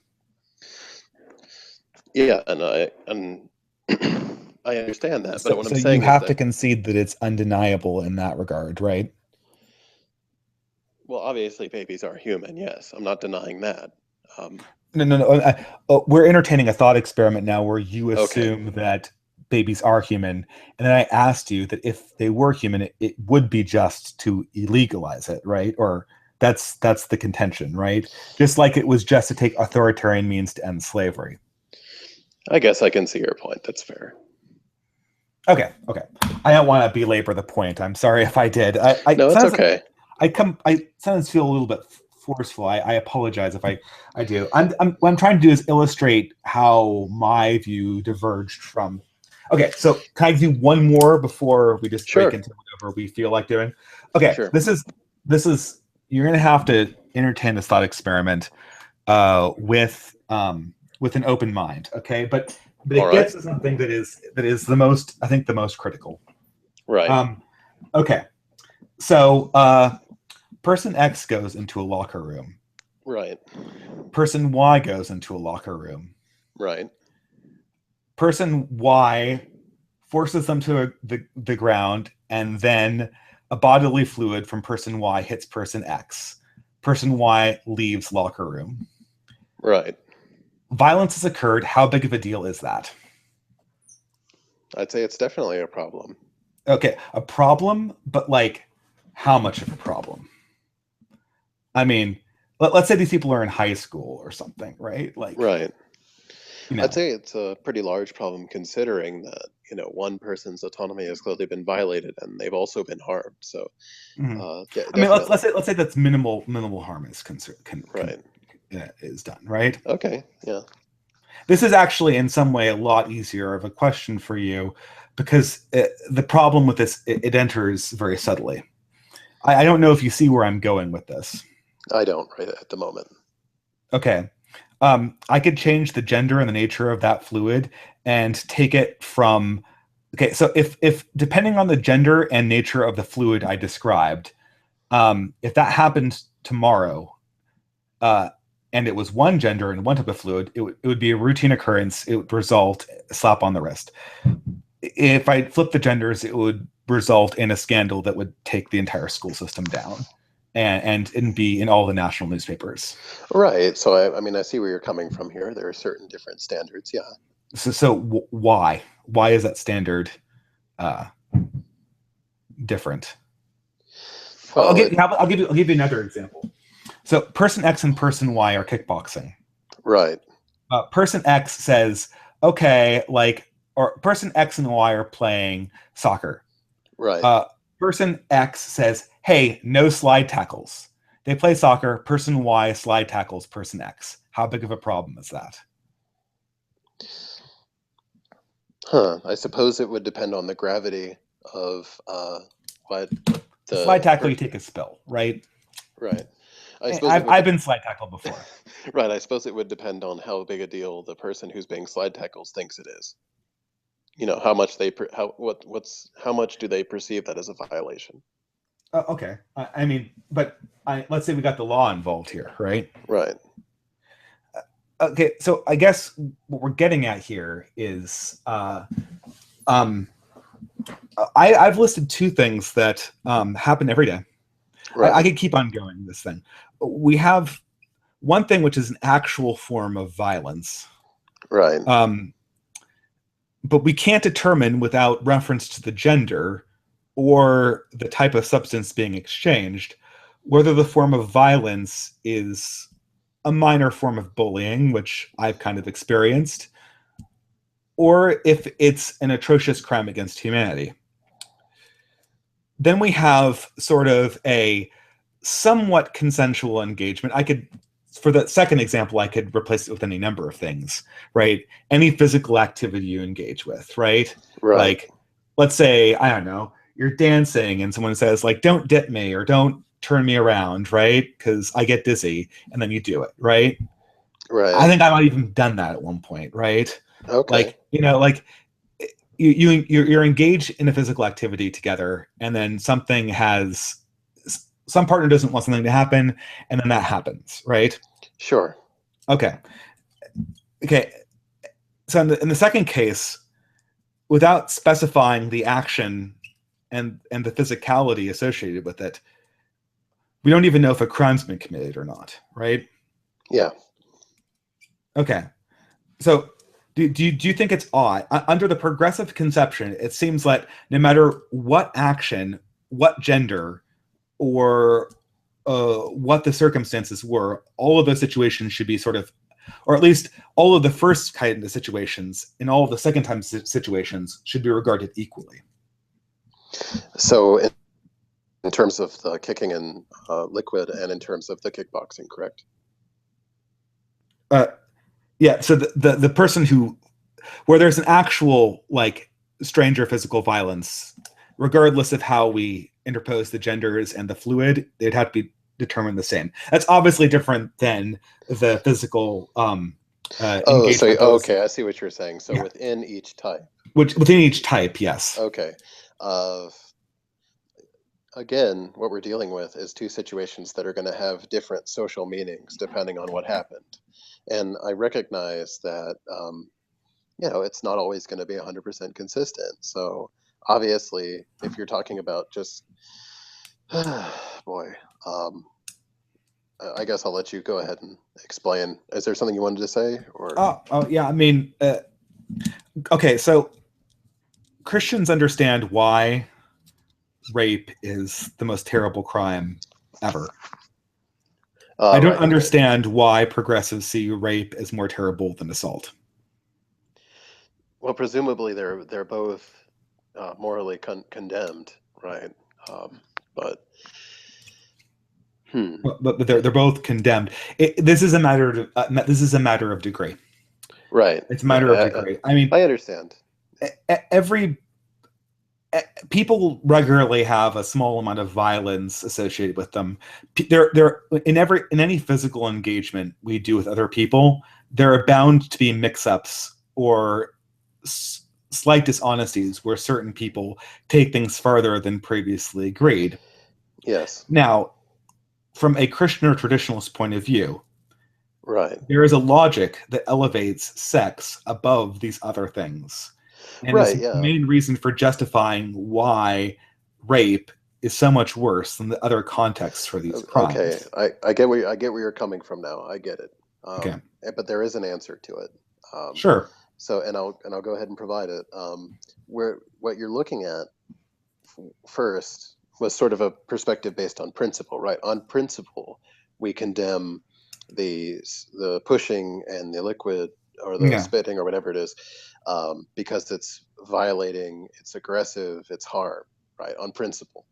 Yes. But there's something we're leaving out that's quite important, and Hmm. that's a more consequentialist way of looking at it, and that's what is the consequence of what kind of impact does rape have on the individual versus just a simple case of assault, right? Do you And I mean would argue that the psychological impact? psychological, physical, emotional, and I would argue that the impact is much greater when it comes to rape than it does Oh, assault. I mean, sure, but I mean, let's say, for instance, this. We know that men have physical aversions to being hit on by other men, right? Yes. Um, should therefore we make it more of a crime to, for instance, say for a man to sort of like spontaneously kiss another man who's unwilling than for a woman to kiss a man who's spontaneously unwilling? Like, what sense does that No, make? Once we're incorporating people's well, psychological reactions into the yeah. our Sorry, I don't mean to interrupt. no, no. Um, I mean, I interrupt, so you I interrupt. get Please what interrupt. I get what you're saying. Okay, and it makes sense. Should we? But I think that psychological and emotional damage and uncomfortableness should be taken into account. I mean, here's the But entire this isn't just being taken into account. We're elevating these crimes to a whole other level, right? right, and It's not like he was going to get 1 year in prison and now he's going to get 1.5 years in prison. That would be taking into account psychological reactions. I'm talking about the crime would never, ever, ever be entertained into court of law, and then then in the other scenario, he's doing 30 to life.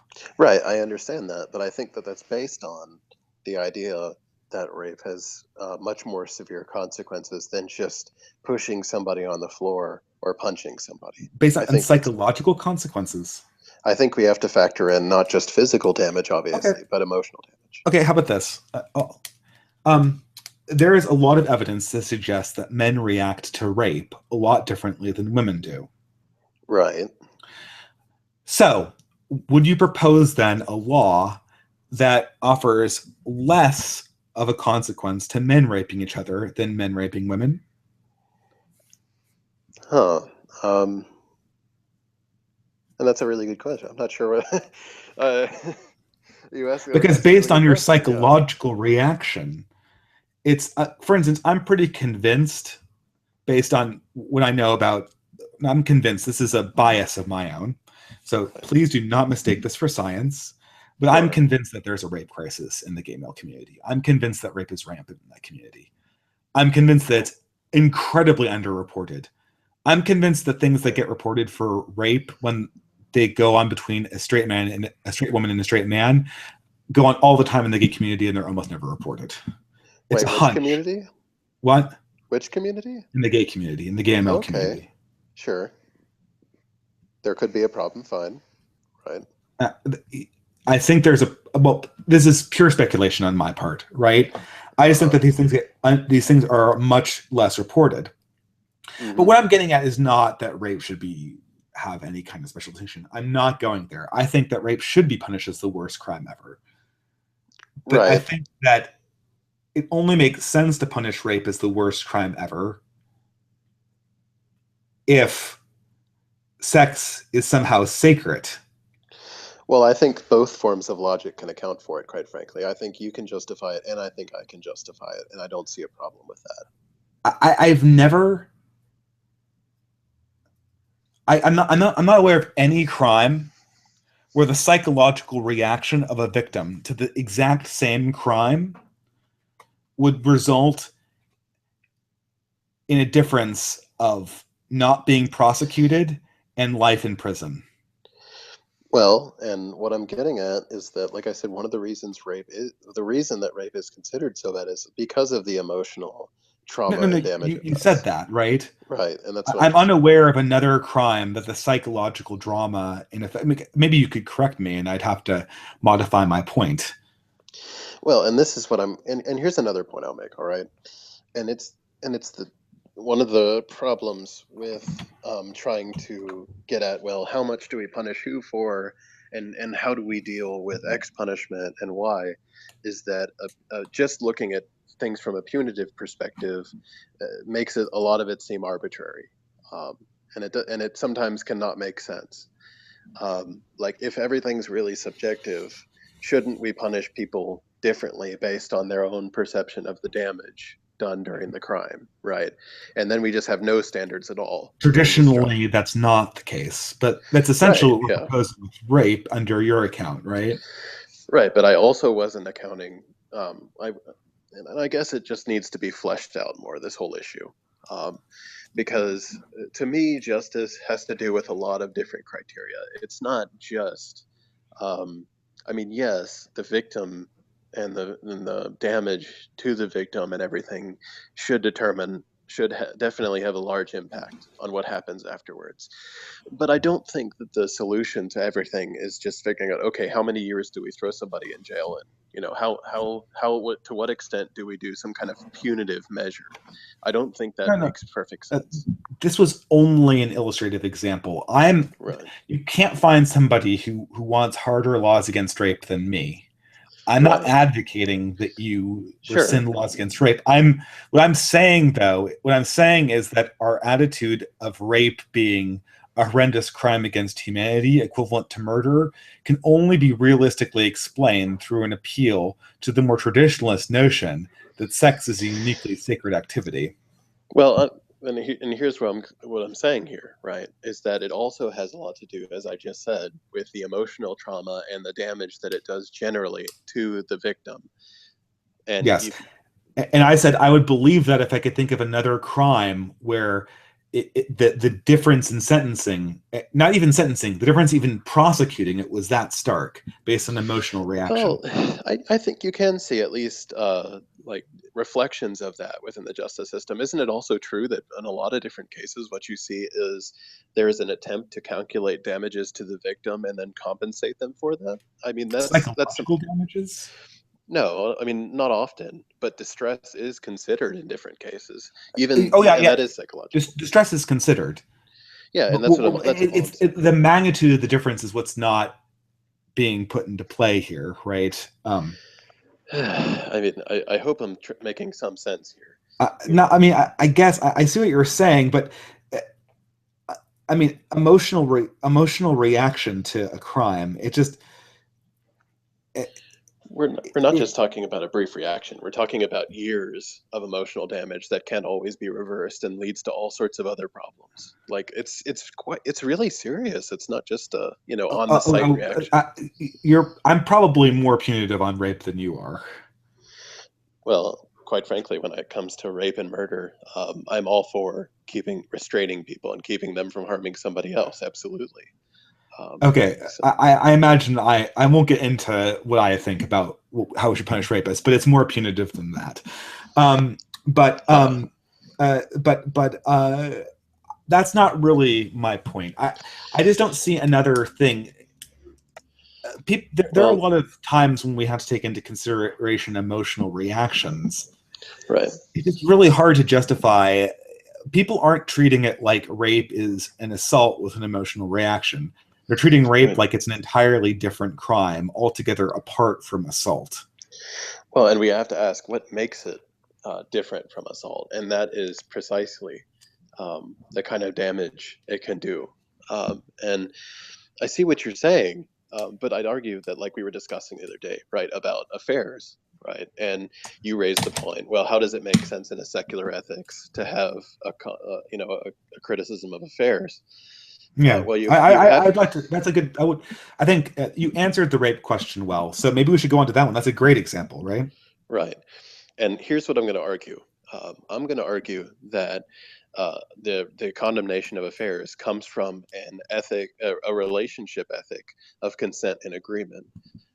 And excuse me for sounding like a free marketer here, but all relationships have to be consensual, and there has to be an agreement between the parties that should be, adhered to. If that's broken, I would argue there's damage that's been done to the other member of the party if they didn't consent to dissolving that agreement. that's where the condemnation comes from. Okay. I mean, even if okay, can I ask you? Okay, so it's sort of a contractual way. Yes. Okay. Yes. Okay. And we already established that you're pro polygamy, and uh, that's fine. Uh, what would we could essentially call any relationship marriage, though, right? There's no requirement on marriage. It could be totally open, totally polygamous. There's no essentially any relationship I care to call. If I said John is married, I've communicated no information about John, right? Right. Well, Okay, aside yeah, from that, he has that's somebody he's in a relationship with. Yeah.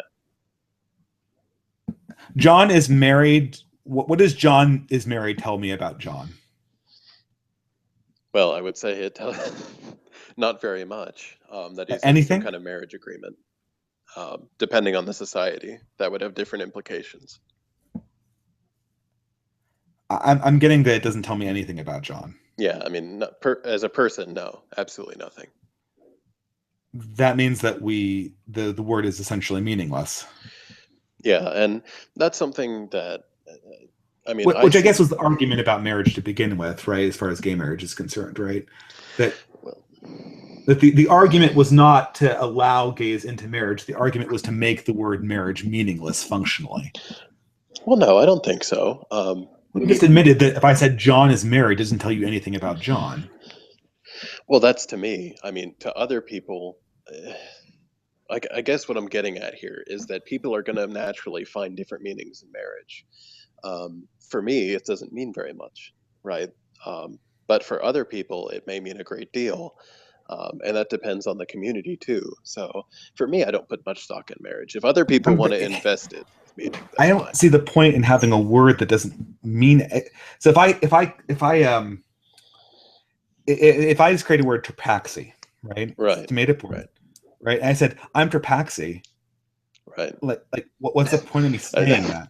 I see what you're saying, right? So, Like um, the whole idea. This is the other thing about progressive stakes on gender and sexuality. It presupposes that we have all of these words now that right, are totally meaningless, like man, woman, marriage. John is a man means nothing. What does John right. is a man tell me about John? And I see your point, but on the other hand, I don't really see it as a problem. Um, Oh, I so, mean, it's a problem because no. So here's the problem. This is the problem. okay, The problem is the reason why John is a man is meaningless. So when traditionalists say John is a man, they mean something, right? right, yeah. When progressives say John is a man, they mean nothing. Oh, I potentially, yeah. highly well, hold on, let me finish this. We Sorry. established that you don't think it means anything. So functionally, for this thought experiment, I'm going to say it doesn't. Right, Okay. Um, I don't think that the reason why progressives want John as a man to mean nothing is because they want to go around saying John is a man and have it mean nothing. Nobody wants a word that means nothing because you got one. It's called trapaxi. I just invented it. It means nothing. right. So go around telling people the trapaxi. The reason why progressives want John as a man to mean nothing is because they don't want traditionalists to say John is a man and mean something. I wouldn't argue that. I think that's a misunderstanding of the progressive position. What did you say? You would argue it or you wouldn't argue I, it? I, I wouldn't argue that. I would say that's something of a misunderstanding of the progressive position. So, what you're agreeing with me then? Well, no, I'm saying that's what you just said is something of a misunderstanding of the progressive position. Okay, excellent. How am I misunderstanding it? I would argue that progressives don't want terms to mean nothing, but we do want terms to reflect, uh, you know, better our social reality. And so for marriage, just like any other word, it's going to mean different things in different contexts. If we're talking about marriage, for instance, in biblical society, in the Israelite society, that's going to mean something very different from when we say it. And so marriage has to be updated with the times. So now that gay marriage is passed, marriage can mean marriage between a man and a woman, or a man and a man, or a woman and a woman. And if Or many men polyamory, and many women, right, or a relationship presumably, that's totally open, or not a relationship at all, or not right, a right, sexual it can relationship mean, or a sexual. right. It And so what I'm really okay, getting, but go ahead. what do you want marriage to mean? And that's what I think we're discovering is that marriage is something that different individuals are going to invest, and different social groups are going to invest with different meanings. That's just how it's going to be. But Um, then that word cannot be used to communicate in between those social groups. well, you can say that that's pretty easy to handle, though. Like, let's say that I was talking to a Christian group, right? And we were talking about marriage. I mean, I would ask them, well, I can just ask somebody, well, what kind of marriage are you in, right? And by asking, what kind of marriage are you in, I effectively get to the point of what I'm trying to ask and get information about, right? Marriage is a useless term in that the only thing, the use of marriage in that, if you need, every time someone says I'm married, you need to ask what kind of marriage you're in and why they tell you you're married. Did it actually communicate information? Words exist to communicate information, right? If Right. you can't get any information out of the words, you're just saving your breath by not using them, right? Perhaps so, but I guess what I'm saying here is that marriage, like any other idea, is a process. It's a historical idea No, I that is understand it's a constantly in historical motion. idea. Words change their meaning over time, but if we were to say that every word had a different meaning for a different person, we wouldn't have a language. That's a good point. Yeah, that's true. Um, so I guess I'm So, okay with just expanding that definition. well, you're expanding it to the point where the word has no meaning. I mean, I guess you can argue that, but I guess I just don't see the problem as long as people can elaborate on what they have. I mean, this No, no, almost no. seems a matter of I, linguistics. well, I mean, it isn't. It isn't, right? The critique that I was leveling was this, that the progressive obsession with expanding the definition of the word is not to capture a specific meaning that they have in mind, but rather to obliterate the meaning that they do not want traditionalists to express amongst themselves. I really don't have any aim in that at all. I mean, I've never heard anybody say that. No, That's I'm saying that this is an original idea. yeah. I just as someone who's been a part, with many progressives, they don't want to deny people that ability at all. No, I mean, I, I am totally fine with people talking about marriage in a traditional sense. I see no problems with that. You know, um, I don't know what else to say. I mean, I know a lot of progressives who are absolutely opposed to marriage in the traditional sense. Well, And, that's and pretty do and illogical. what do you mean? I know them. I mean, they're No, no, I'm not saying that you don't know them. I'm just saying that I find that a pretty illogical position. okay. Yeah, I want to stay with this a little bit. That was a perfect transition, but I just want to stay on this one a little bit longer.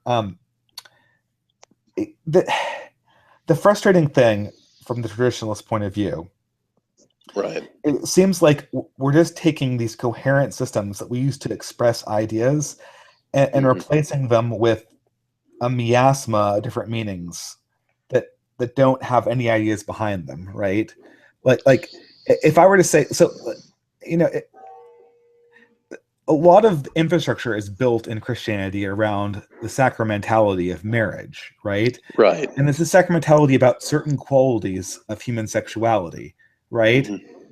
And it is gender complementarity, for life, and sexual fidelity. And Right. all three of these things are actively being subverted by the progressive movement. Now, okay, it's fine, but once marriage doesn't have any of those qualities, it's totally useless to me as a word. And I Right. would argue once marriage doesn't have all of those qualities, it's false. Um, but the thing is, it seems to me, and this may be me being conspiratorial, progressive to conservatives, it feels like this is an explicit attempt to destroy their cultural infrastructure. Huh. It's an attempt that gets progressives nothing, right? Because Right. progressives, it would be like somebody, it's like somebody taking somebody else's fate. It's like Solomon and the baby, right? Right. Like one woman wants it, the other woman wants it, and the progressive is saying, okay, let's cut it in half. Right. Okay, Okay, I see where you're the coming from. baby isn't useful to you in the form that you want it.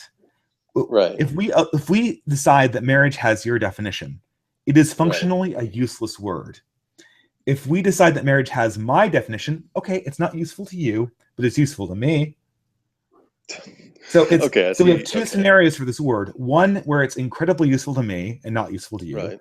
and one where it's useful to neither of us. Well, here's the thing, okay? I don't, I think, as is the case with lots of different ideas, this kind of conspiracy doesn't really exist. I Oh no, think, it doesn't have to actually exist, I but know, but what I'm saying is this: no progressive wants to deny you the right to have a traditional marriage or to call it a marriage. We don't want to do that. Absolutely not. there are But progressives that do. But we'll okay, table that. okay, They're well, rare. They're rare. that's bullshit. But you know, Well, I know their names. yeah. They write books, Uh, I'm and then they sorry. write books, right? Excuse my French, but that's not what we want to do. We just want to make it so that we too can also have what's called marriage. Now, I personally don't care for marriage. I might do it because I find it socially expedient to get approval or some other reason. But there are a lot of progressives out there a lot of gay men, for instance, who would find marriage very useful, and it's something they want to be a part of, and they don't want to deny the church a right to marry people in a traditional sense. They don't want to deny any of that. They just want their own. They just want to be a part of it in their own sense of it. I mean, what gay men want, what I want is very different. Yes, but I think you can at least understand where I'm trying to come from here. I don't want to Well, deny you these no, no. things. Yeah. I used to be for gay marriage. I understand exactly where you come from, right? So I just don't see where it's such a problem, where because if you and your social circle want to regard marriage as one thing, that's fine. We're not preventing you from doing that. But different social meanings will emerge over time in an open system like we have. It's just going to happen. No, I think that's certainly the case. I mean, I think that what's going to happen eventually is that traditionalists will start calling marriage something else, and then that will be marriage, and nobody will use the word marriage anymore because it won't really mean anything. It'll mean saying John is married will communicate no information, and it'll be a waste of breath, and people will stop saying it, right? Well, Like, sorry, and maybe and perhaps we will see a change in social terminology. Perhaps it will happen. And I'm more than okay with that. I am more than okay with it. If conservatives want to have their own word to describe a marriage that is specifically geared towards their own standards, that's cool with me. I've got no mm, problem. yeah, I think that for our purposes, that's useful. I mean, traditionalism is organized around the traditional sort of Jewish, Christian, Roman, and Greek form of Sure. marriage. Yeah. And this is the problem too, right? Unlike things like homosexuality, homosexuality is a very ancillary part of traditionalist ethics, right? Right. And this is what I think a lot of progressives don't understand is that homosexuality doesn't really matter. Right. Uh, No, I'm aware of that. Yeah. but marriage does, right? Sure. And Yeah. maintaining definitions around marriage is incredibly important for the Right. coherency of the community. If you can't determine who's married and who isn't, or if Right. that bound is blurred and the words become confusing, the whole idea behind developing a traditionalist sexual ethic makes no sense whatsoever. Well, and I can understand that there's going to be some confusion over it. But what I'm saying is that just like every other community on Earth who's had to experience social change outside of themselves, we're going to have you're all going to have to find new ways, new terms, and new ways to communicate ideas. Mm-hmm. That's all I'm saying. No, no, no. I think it's true. I mean, I guess you know, I guess I always thought that if there's two different things and you've got a huge population that uses that one word, and then a very, very much smaller population wants to make a different thing, you'd make a different word for that thing. But that's Right, more or less and believe me, preference, you know? I've run into this same issue. Think of socialism. Think about how many meanings that word has. I get so Mhm. frustrated how people use that in ways that I don't see as normative or right. But I have to deal with that, and I do by defining what I mean and looking into alternatives. Oh, yeah. I actually here we totally agree. We've gone from taking marriage that means something specific and turn it into a vague miasma term that means anything, like socialism. We've marriage essentially is like socialism now. But can't tell you that. I just, Alex, this may be a personal preference of mine, but vague words that have, you may have noticed this, but vague words that have thousands of meanings, they're a pet peeve of mine. I understand. I get it. And it's like they lead to so much sloppy thought, Yeah. and so Well, we're that's why. constantly arguing over the definitions of these terms. Well, okay, so I guess maybe. Well, do you have any questions for me? Sorry, I took us on a long thing, but Well, I suppose not really. I'm glad I understand where you're coming from now. I get why you have some anxiety over it. Um, I just suppose that I would say that, we all have to struggle with trying to create new individual and social meaning in a world where meaning is constantly changing. That's part of life. You know, it's going to happen. hmm. Oh, well, yeah, sure. But that to me, that just doesn't justify being destructive with useful terms. Well, Um, obviously not, but you know, I mean, okay, how about this? This would be a good example, right? So I'm not gender fluid, right? right, But how about I just for a lark decided that I'd go around and started using women's restrooms, saying I'm gender fluid. right, right, Like, I understand that would be sort of a dick thing to do, sure, and I think it would be a dick thing to do, right? yeah, Because it would offend a lot of women, right, um, and it would be questionable, really, what I was getting out of it. right. And I don't. I guess the thing. I don't understand what the new definition of marriage really gets anyone. But I think I've already said that. So, No, I um, can understand your concern, but I just, like I said, I think it's just a process that happens, oh you know? yeah, this is going to happen, right? Christianity is going through a transition to where it's sort of the default assumption to it being sort of a rebel creed. And this Yeah, is something that a lot of Christians I'm trying to get people to understand, and hopefully this channel is helping them understand that Christianity has to go back to being a dissident creed once more. And well, I consider myself a dissident against the modern culture, which I don't like. And I am hoping that other Christians will become cultural critics as well and look to tear down the what I see as a corrupt modern culture. right, and I can certainly understand where you're coming from with Christianity sort of in rebellion almost, given that there's not really a hegemony, a cultural hegemony anymore at all. So a lot of those terms and ideas break down. Yeah, there's the cultural hegemony is now progressive in nature. Yeah, it's sort of Yeah. leaning in that direction, and I get that. It's more than leaning in that direction. Well, there's still a pretty strong social conservative current to be found. And I Perhaps guess not as in strong as it once places, was.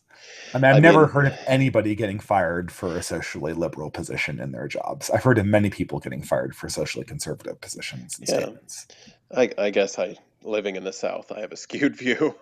Uh, I see. yeah, That's the thing. This is crazy. I'm here, a conservative living in one of the most liberal cities in America, and you're a progressive living in the South. yeah. Well, yeah. Just understand that we're really not out to take meaning away. It's just what happens when different dominant strands challenge social definitions. It's just what happens. I So, mean, but but will you admit that? Okay, so here's another thing about feminism, right? This is another yeah. one of these weasel words, right?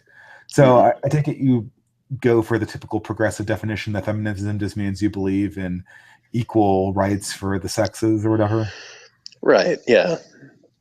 Equality in an economic, political, and social sense. Yeah. Okay, I mean, do you this is a form of constant consternation to traditionalists like myself, uh, and it's because most people who describe themselves as feminists don't just believe that.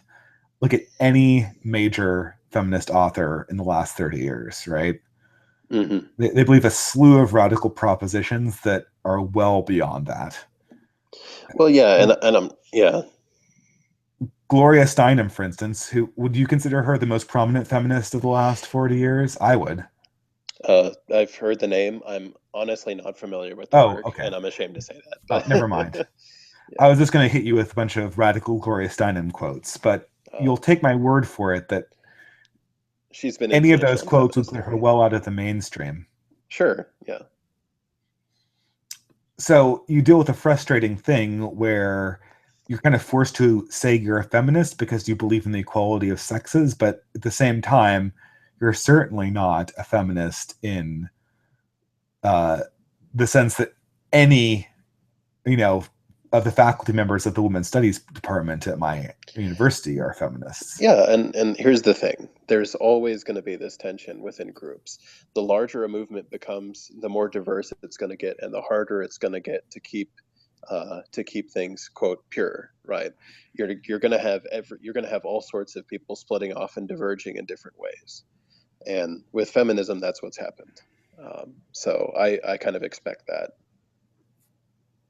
I mean, and it did diverge. I mean, the issues feminism is fighting over right now,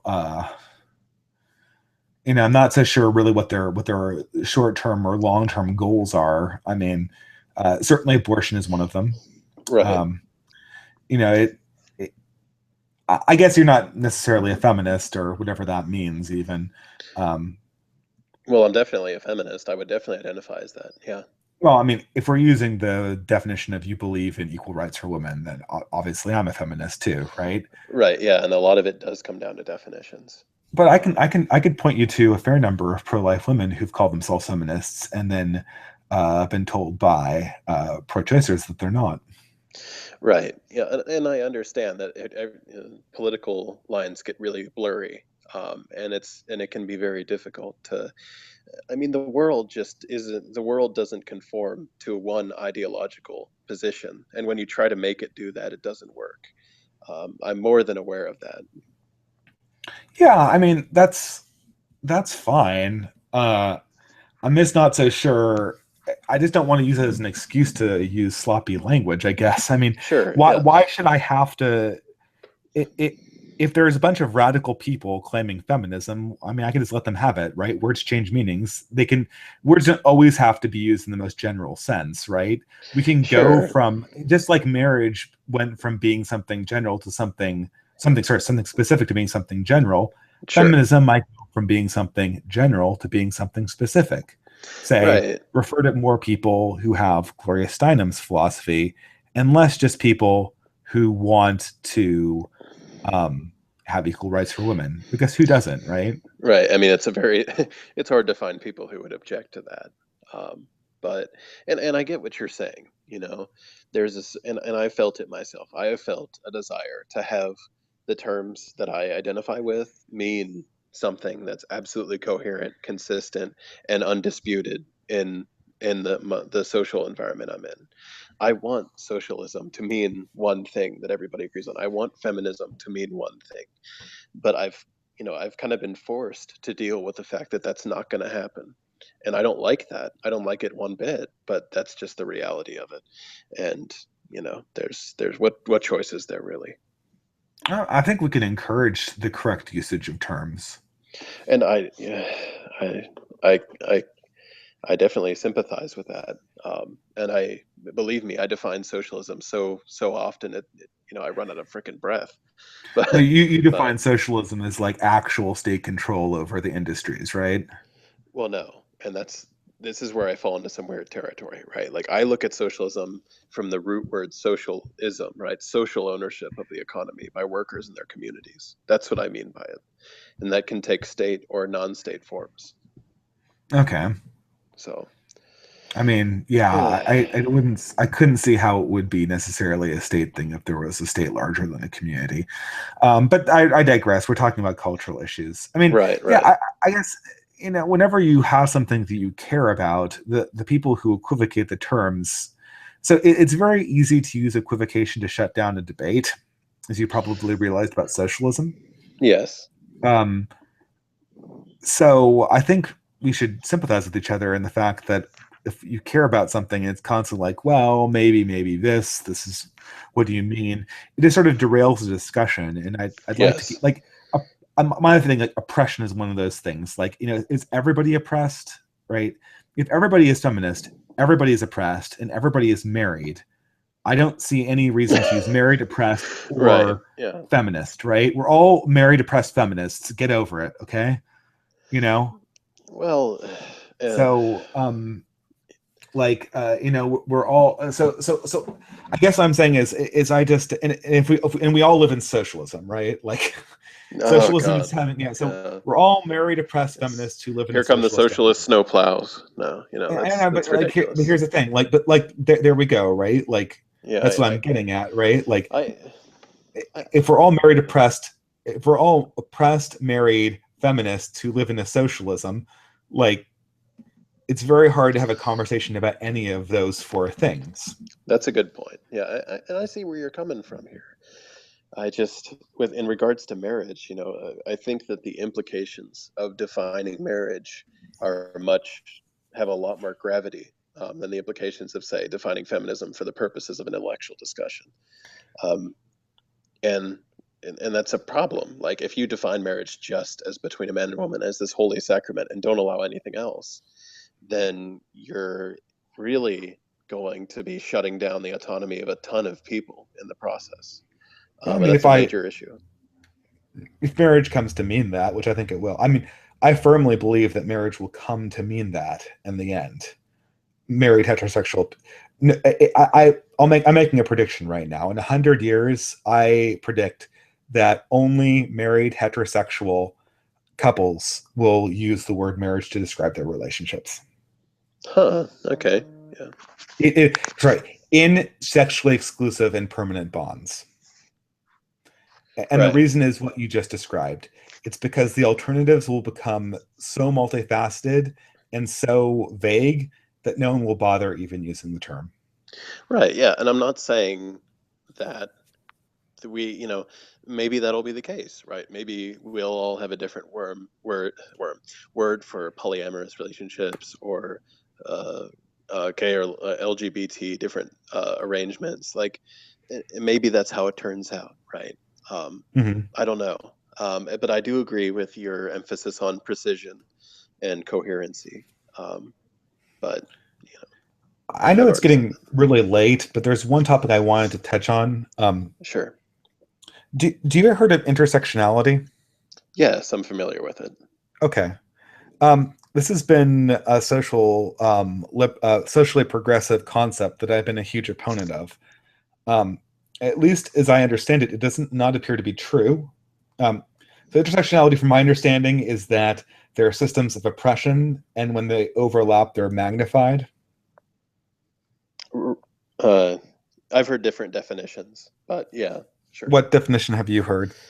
I've just I've heard anything from that to that simply that different systems of oppression just intersect, and I haven't heard. And some people don't repeat the claim about magnification. Um, Hmm. so I Well, don't have know. you heard the term punching down? No, I'm not familiar with it. Okay. I mean, I'm just going to all of these socially progressive things that I've heard and hear on a regular basis, and just seeing if you have an opinion on them. I mean, I guess the thing from a traditionalist point of view is, I just think that it's very important to have a concept of what you consider to be uh, uh, what you're talking about and what you're pursuing, right? Right. I want a humanity where people fall in love and commit to each other for the rest of their lives, right? I want a humanity where men and women feel like they need each other, right? Not need Huh. each other like a fish needs a bicycle, but actually need each other, right? Where the Right. two genders say, we are incomplete without the other gender. Huh. For me, that's an important quality of humanity. A humanity where the genders see each other as a preference or as an accessory just strikes me as fundamentally detracting from the humanness of humanity. I know that's a self-referential term, but Yes. what I'm saying is I want humanity to be a creature of two genders where the two genders depend on each other. Well, and I can understand that, but I suppose, and I'm glad that we finally perhaps clarified that. But I would argue that it was never really that way to begin with, and that defining humanity is defined by its diversity, as you can see throughout history, especially when it comes to sexuality and gender and so forth.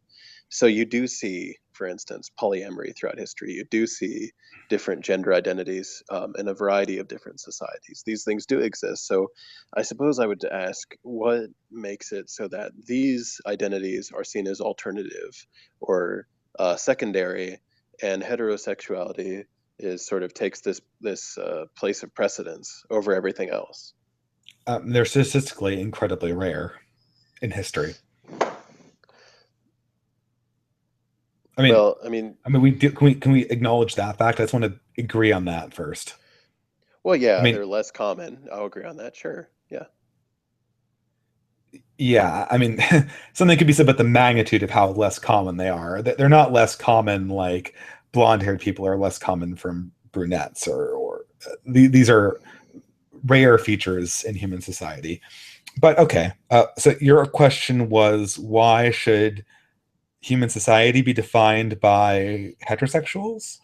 Well, not so much defined by them, but why should humanness be defined in sort of a way that is explicitly heterosexual? I guess that's what I'm saying. Because I can see that I sympathize with that you want humans to fulfill their potential, but I don't see heterosexuality as necessarily being part of that. I mean, it can, but so can other I configurations, mean, you're forgetting a fundamental property of heterosexuality, right? which is Which is that it literally leads to the creation of new life, right? Like this is the key, right? I mean, like it, heterosexuality goes out the window, then children are no longer raised by their biological parents and the parents that had them, right? well, perhaps. I mean, if you're talking about, first of all, we're never going to see a totally uh, No, LGBT society. there's always, look, it's fine. There's always going to be some abortions. There's always going to be some infidelity. There's always going to be some adultery. There's always going Right. to be that person who has three wives or whatever out in the sticks. The question is, what do we want to be like? What do we want our society to look like? Do we want our society to be a society where men have no involvement in raising their children, where child raising is functionally just part of the woman who bears him, and that men are just kind of ancillary features of that social environment? Or do we want to have a society where men and women raise their children together Well, okay. and So, depend on each other to raise their children together? Because even 100 years ago, that was 99.9% of the people in well, this country. here's my point. My point is this: if you look at, for instance, the animal kingdom outside of humanity, if you look at Sure. our relatives, right, apes and bonobos, what you Bonobos do and see, chimpanzees, yeah. right, yeah, what you see is that what naturally occurs is that LGBT type behavior tends to be minority behavior in the first place. It never becomes the majority. And I don't think you need a social rule to try to say, well, no, now we need everybody, or to engage in heterosexual behavior. I don't think you need that. I'm I not think what proposing a law to compel heterosexuality. Right, I know that's not what you're saying, but I'm just saying I don't think you need to make it explicitly, well, you have to follow this norm or you should follow this norm to have a successful society. I think naturally you get enough of a reproduction rate as to where it's not an issue. Wait, but okay, fine. But that was I wasn't. You noticed that the example I gave you wasn't homosexuality, really. The example Yeah, I gave you was a situation that is fairly common in human societies right now. I could have given you a polygamous example, but an example where men are only responsible for coitus, and then the child rearing is done through communities of women, which is right. functionally Okay, the okay. social environment that it goes on in a lot of ghettos in the United States right now, and it's Sure. increasing. Yeah, and I can understand that. Um, I think we also don't radically realize how the social model is increasing. Like it used to be consigned to a few ethnic minority communities, but now this social model of completely detached fathers is growing incredibly quickly across all communities in this country. Well, and I think, we have to ask, why do children have insufficient parenting if that's going on? I think, I mean, I'm not disagreeing with you that that could be a problem. It can, most certainly. Um, but what's going on? The emotion I'm expressing, though, is that even if we just like welfare the state out of it, right? We're like, okay, we've agreed that men just functionally have no role in their child's lives, but guess what? We'll just tax the hell out of everybody and give women 24-hour access to daycare. So, army of Right, professionals, right? Okay. right. But that's not what I'm getting at. Even the scenario where men just screw women and then fly off, and then the women take their children to 24-hour daycare and participate with their children as much as they feel is necessary to Sure. pursue their own Yeah. careers. That's not what I'm getting at. I'd prefer to live in the society where men and women together raise their children as if they depended on each other, as if they needed each other, not Well, as if I, they just had each other for a night and then state responsibility, corporate sure. socialism come in to raise your kids. Well, and I understand that, and I would agree with you that that isn't definitely an ideal, that we should have parents that are Oh, invested wait, like you that. agree that's an ideal? Like, yeah, parents should be emotionally invested in the well-being of their child. Absolutely. Yeah. Okay, I mean, okay, but you see that so now we're getting into something where you've acknowledged an ideal, and to attain that ideal, you would necessarily have to call some forms of human sexuality better than others, because some forms of human sexuality will be better at procuring that ideal that you just embraced. Well, name an example. I just did. I mean, the example I just gave with fathers sleeping with women, them getting pregnant, and then the fathers going off to do whatever, and the women just raising the children. Well, This functionally well, occurs in so many plaplaces in America. It's yes. it's not hypothetical. Yeah, but nobody I know, and I would suspect a lot of the progressive community doesn't regard that as like a serious sexuality at all. Oh no, Um, you misunderstand. I said that if you were you said that there's an ideal that parents should know and raise their children that they conceive, right? right, right. And the model of sexuality that I just laid out, what I just Yes, described, is not conducive to obtaining that ideal. yes, that's true. Fair Okay, enough. so how do you describe? So for me, I describe those sexualities that are not amenable to attaining my ideal as less preferable sexualities. Okay, I see And where your argument's so coming from. implicitly, Okay. you're saying the same thing that I am saying. Well, I mean, I think we agree on principle. I think we disagree on application. Oh, so okay, we're just talking about the types of sexuality that are unpreferable. And I might Right, have more than right. you, but we, Yes, we yes. could describe sexualities as not preferable. Yeah, sure. Okay. I mean, All right. I mean obviously, yeah. that seems to be the main case. I think I could functionally argue from there that the type of norms that you see in traditional societies are there for a reason, and the reason they're there is to create the kind of social norms that create ones where the biological parents of a child raise that child. Right, And it's and very yeah. difficult for me to see any other norms that would do that. And I can understand that. I understand that traditional norms exist for a reason. There are reasons they exist. Yes. However, Well, hold on. Well, yeah. but now we're at a different place because you acknowledged that at the beginning of the discussion. Now, not only are you acknowledging that there are reasons, but you have yourself embraced one of those very reasons to have the traditional norms in the first place. You just don't Well, agree whether they functionally or statistically result in those norms, or that reason cannot be procured through another means. yeah. I mean, I'm not. I mean, obviously, if a social structure comes into being, usually there's some function it fulfills in some way. Yeah, no, Usually, sure. and I acknowledge that. I'm But not. you've also acknowledged that you embrace the end goal of having biological parents raise their children. Well, not exactly. I think parents should be. I mean, obviously, you could have adoption, and parents would be just as interested. No, no, no, no. Um, Yeah, yeah. yeah. I'm super pro adoption too. So no Okay. argument there. So But that's different than the principle that we're both we embracing, we right? both support in parents that are invested in their children in a meaningful way. Yes. Yeah.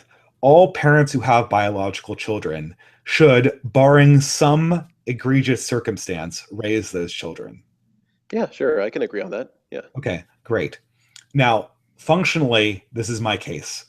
I believe that the traditional sexual mores, right. um, A, were particularly developed to achieve that. B, are the best ones to achieve that. And C, there's an overwhelming evidence that the sexual mores that progressives have put into place over the last 50 years have completely subverted that outcome. And we can see it statistically, obviously. It's absolutely observable and totally empirically uncontestable. Huh. Well, of course, I would, I would dispute all of those points. Oh, how Um, about the last one? well, that's the one I would probably feel the most strongly about. Okay, so I mean, you agree though that the traditional social mores have slipped in the past 50 years. oh, In the sure. past 50 Yeah. years, we've had an enormous and undeniable increase in children that are raised with no knowledge of their biological parents. Well, I mean, I I mean, incredibly. I mean that in 1950, 20% of black children didn't know their father, and in our current yeah, 2016, like 85% of black children don't know I their father. certainly agree it's a problem. Yes. Okay, Yeah. so you agree with the premise that during the time frame that we re-implemented the progressive ideas, this resulted in the very thing that we would predict would happen if we took out if we remove the traditional ideals that maintain the Oh, ideal of biological parents raising their children. well, and I think here we're going to start getting into causation. Is it Yes. really just progressive ideals, or what's really going on here that's Hmm. causing so much broken parenting? What do you, well, let's take the black community, for instance. What do you think resulted in that change? I, I could You think of a number could of not things. argue that the black community was richer in 1950. Well, I would argue a lot of it has to do with. I mean, I think you could look at the poverty that's plagued it a great deal. You can look at Yeah, but the we're comparing two black communities, right? right. 1950 and 2016, right? Yes, But so the black community in 1950 was poor. It was probably poorer than the black community in 2016. right. Um, so I mean, and here's the thing: I don't know the black community well enough to really come up with something to tell you. Oh, that's Yeah, fine. I mean, okay, I guess all I'm doing is justifying my own point of view. I don't see the, to me, this story is very compelling because of this evidence, right? right. Um, and first of all, historically, it seems undeniable that the traditional social mores were designed to keep. I mean, that's the one you said you contested that too. You don't think that traditional social mores were developed to keep men and women raising their own biological children? Well, that's certainly one of their objectives, sure. It's Okay, so just the way you. you presented each of your points was rather confrontational. Oh, okay. Sorry, And I'm by a very the end, confrontational person. I by the apologize. end, I was a little bit wanting to just reject all of it. That's just how it Okay, okay. works. So Yeah. you would agree with B that they're the best way. That's the most. That's probably the most stretchy one, That's right? that's the one I disagree with. Yeah. Here's my issue. So Okay. yeah, Yeah. okay. Okay, so here's my issue. I agree with you that traditional systems were created for a reason, that they did arise out of different from different historical circumstances for a reason. I agree. However, they have had quite a few negative effects as well. And I'd argue that we don't need those negative effects, A, and B, that there are alternative structures that can provide the same positive functions that these traditional ones do. I mean, why couldn't we just? Could the traditional ones exist without their negative features? I don't see So that as you're a saying the yeah. negative features are implicit to the traditional structures, and there's no way Well, you could run the traditional structure without the negative features. no, that's not what I'm saying. Because here's the thing: I am totally okay with a revision, a critical look by traditionalists at traditional structures too. I'm not saying there's no way to get rid of those features. There may be, Maybe you should. but What are the features that you? I probably know them, but just so that I mean, we're using your words, not my idea of what your ideology says. Maybe could you clarify that? sure. I mean, if you look at, like I said, I did when we're talking about traditional marriage, it's it's certainly understandable to see patriarchal type systems where you have, for instance, the father or the husband Hmm. almost seen as sort of a superior to the woman, right? Yeah. Now, now, can you have it without that? Sure. I mean, I don't really see a problem. Or if you look at um, the kind of marriage, like traditional Christian marriage, right? Um, Hmm. that tends to, well, um, I'm trying to think of some other examples of this. My mind immediately shifts to the kind of societies that Haidt studied, right? Where you What do have you mean? What size societies did you study? where Haidt did. Jonathan Right. Haidt. We were Oh, reading Jonathan about, Haidt. yeah, yeah. My mind immediately kind of flies over there, where you have tradition, um, that where this all there's almost this tradition where it comes to protecting women, but which also treats them as inferiors and Yeah. so on. There's obviously some harm in that, and that is what I'm talking about, Okay. right? Okay. Yeah, Fair enough. yeah, Yeah. I mean, I guess see the thing is, um, I've seen traditionalists run without those features, yeah, but and that's totally fine. I'm not so sure I've seen the sort of progressive ideal run without the consequences that I described. Well, and I can understand that. I mean, but if you think about, there are plenty of examples of polyamorous couples raising, or not couples, but trios or whatever it be, raising children just fine. There are plenty of examples we have of lesbian and gay couples raising children just fine. It's a Hmm. matter of commitment, and I don't think I disagree with commitment at all. It's, I mean, and the thing about tradition that I can appreciate is that it is very good at unifying and bringing people together. It has that effect. Um, Now, how does that work on a progressive scale? I don't know. That's a very difficult question. Um, but I don't I can see. understand how progressivism is going to confront the problem of people not raising their own children, right? Well, I just don't. I just have never seen a progressive excuse that. I've always seen condemnation. Yeah, but see, I actually know how we would confront the issues you developed on your critique of traditionalism. Right. Um, I just, and that's the other thing. It's much easier for me to imagine a world of equally married men and women who are both leaders in their community, maybe leaders in Hmm. different capacities. Maybe there's spheres that are more dedicated to women and spheres that are more dedicated to men, which I think might be necessary ultimately, but we'll see what comes of it. It's not necessary, Right. but I can see that. I can't see a world where we establish the primacy of human sexual desire, and then somehow magically we end up raising the kids that we conceive.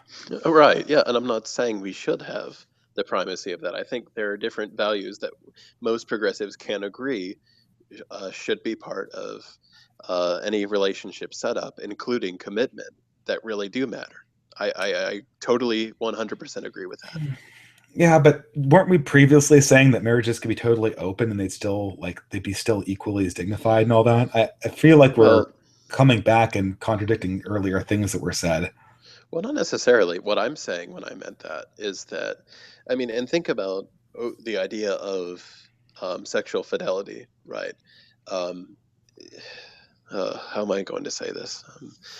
Um, just having sex with somebody else, or just Mhm. being romantic with someone else, doesn't mean that you have to reject or betray the person that you're raising your kids with.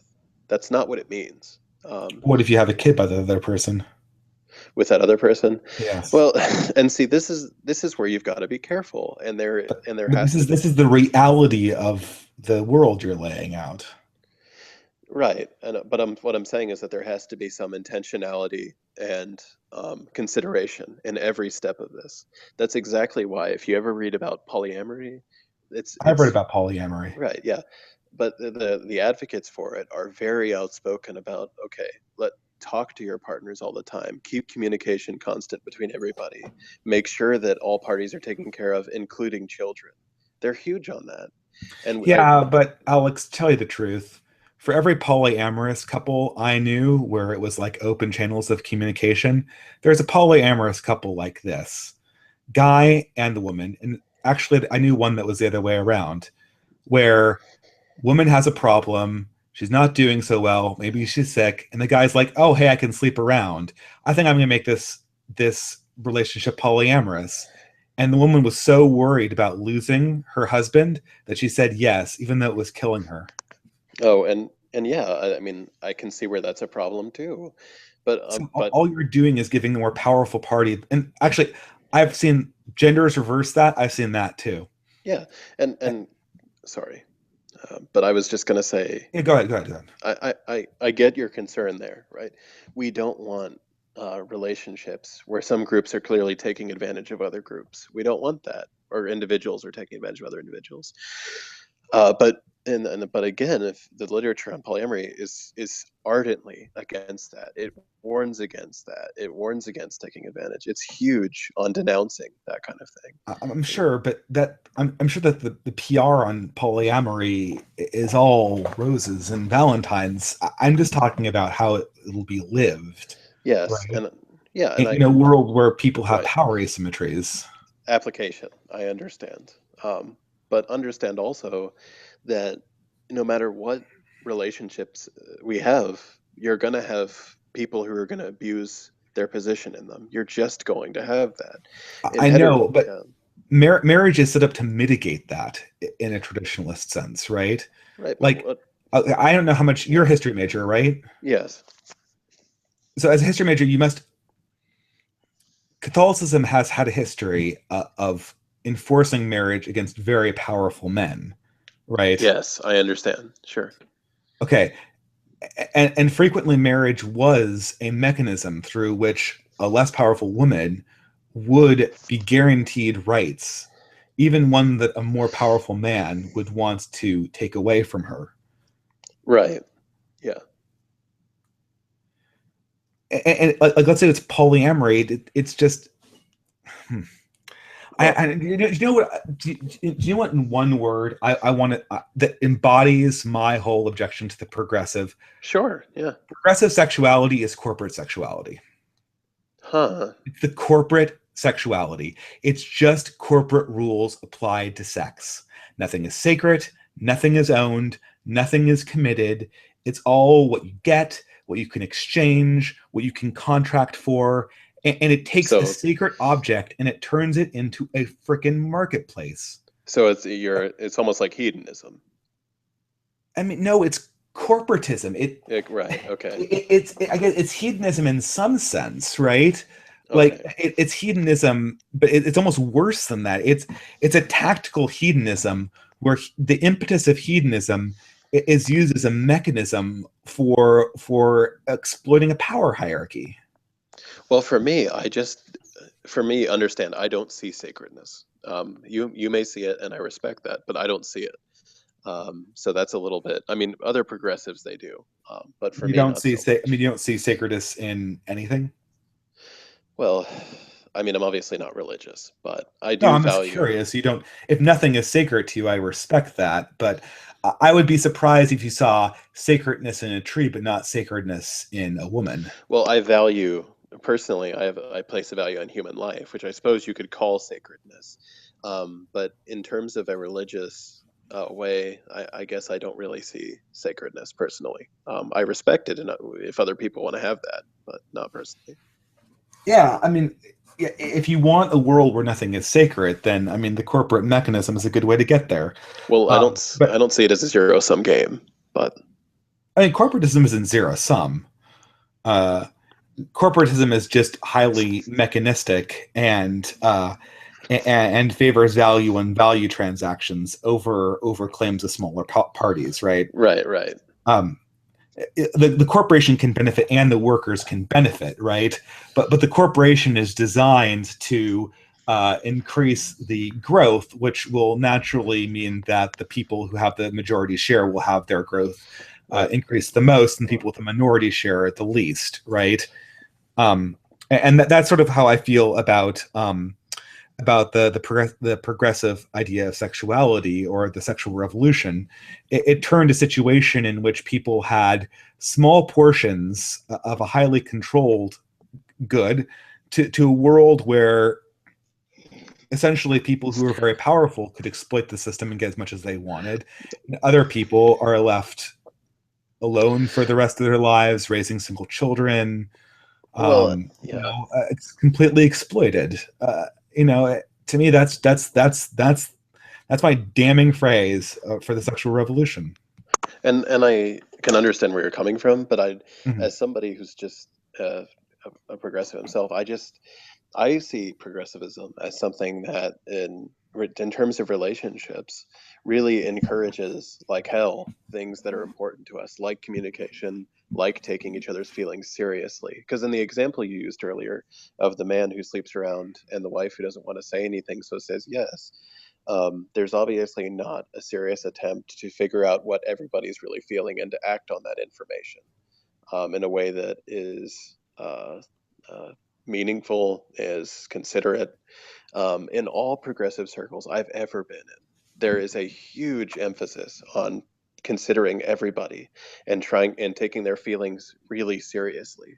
Like But that's so really is there in traditionalist communities, right? yeah, I and mean, the I'm idea cool that with you that. listen to your spouse, I mean, that comes from like the Bible. I mean, it doesn't come from there. It Yes, predates the Bible. You right, probably could yes. find that in like, Babylonian tablets or whatever, right? And I'm totally fine with that. I think that's great.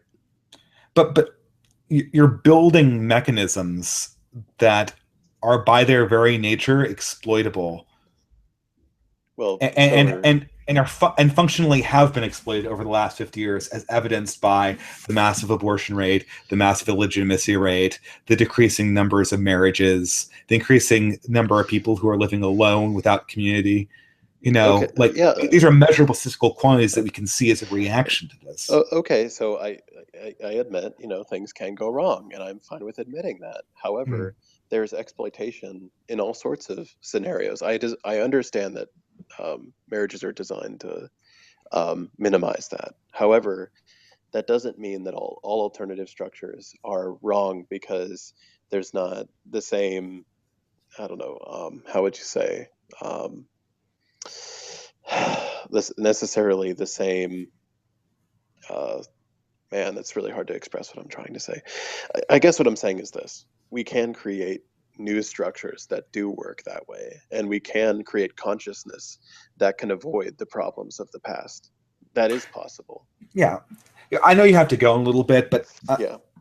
I have one final thing, and this encapsulates just an issue with final critique. I hope I haven't been too confrontational. I get No, really no, no. emotional about this, and everyone does in these cultural war issue things. It's Right. unavoidable, and I apologize if I have been um, too emotional because it's an emotional topic. Sure. Um, but okay, so there's a thread through the thinking here that I notice both in your economic and cultural Right. developments, right? Sure. And it can be summed up like this: some ideal system is possible. Therefore, both the practical working system that we have now, uh, the practical working system we have now, can therefore be discarded. The manifest evils of the mechanisms used to bring forth the ideal system can be excused. Well, no, And that's I just, you know, first of all, I don't see any evidence that this ideal system exists either in the utopian socialism or in the utopian progressive sexuality. mm, Second, in without that being demonstrated, I have no desire to give up my working system, and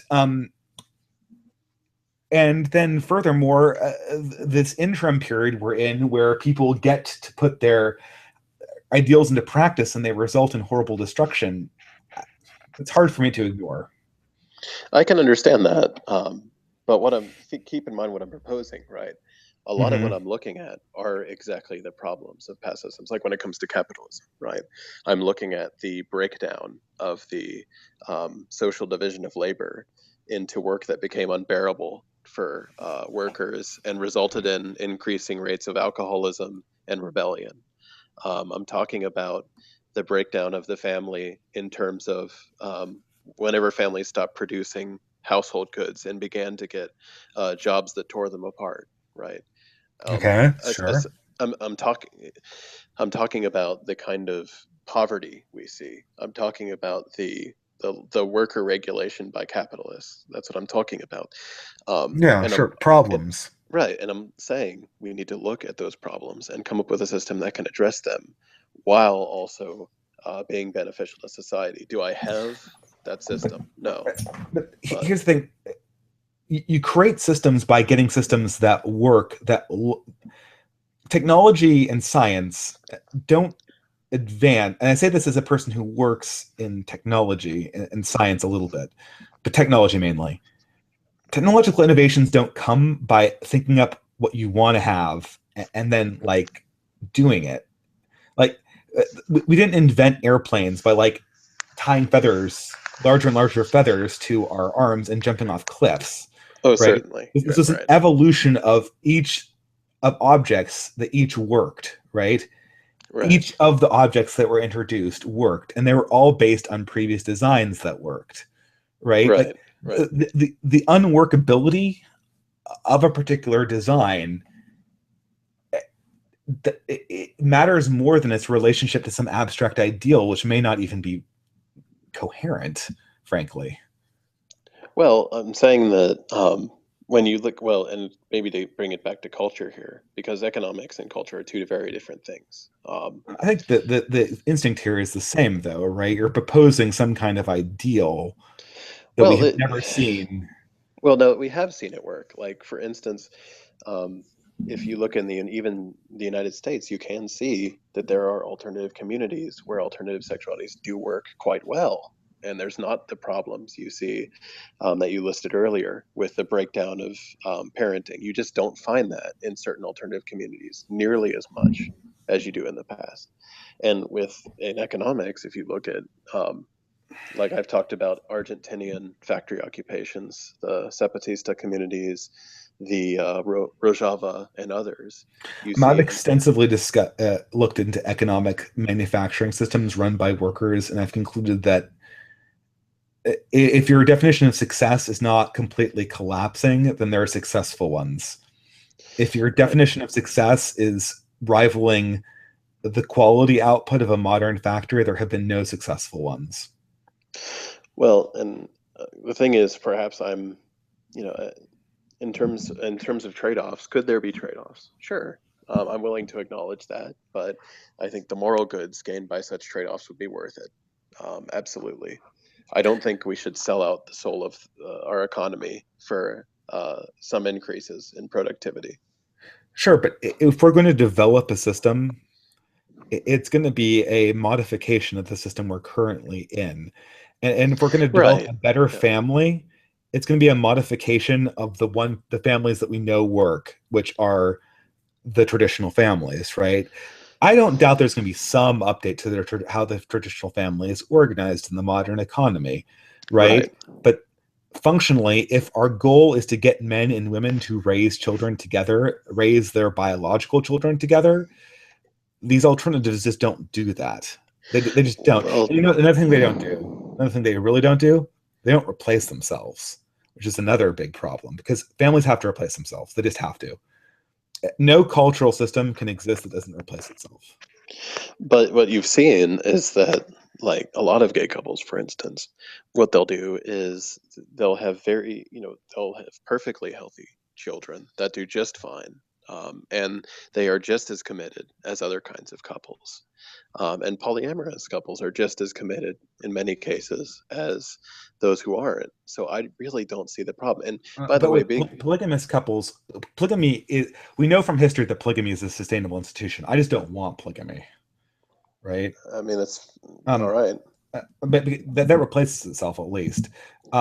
Gay couples, from my knowledge, do not replace themselves in the sense that the birth rate of the gay community is not. If we're an isolated community, it would die, right? It would, I mean, fair, but again, I've already addressed that nature solves that problem by definition.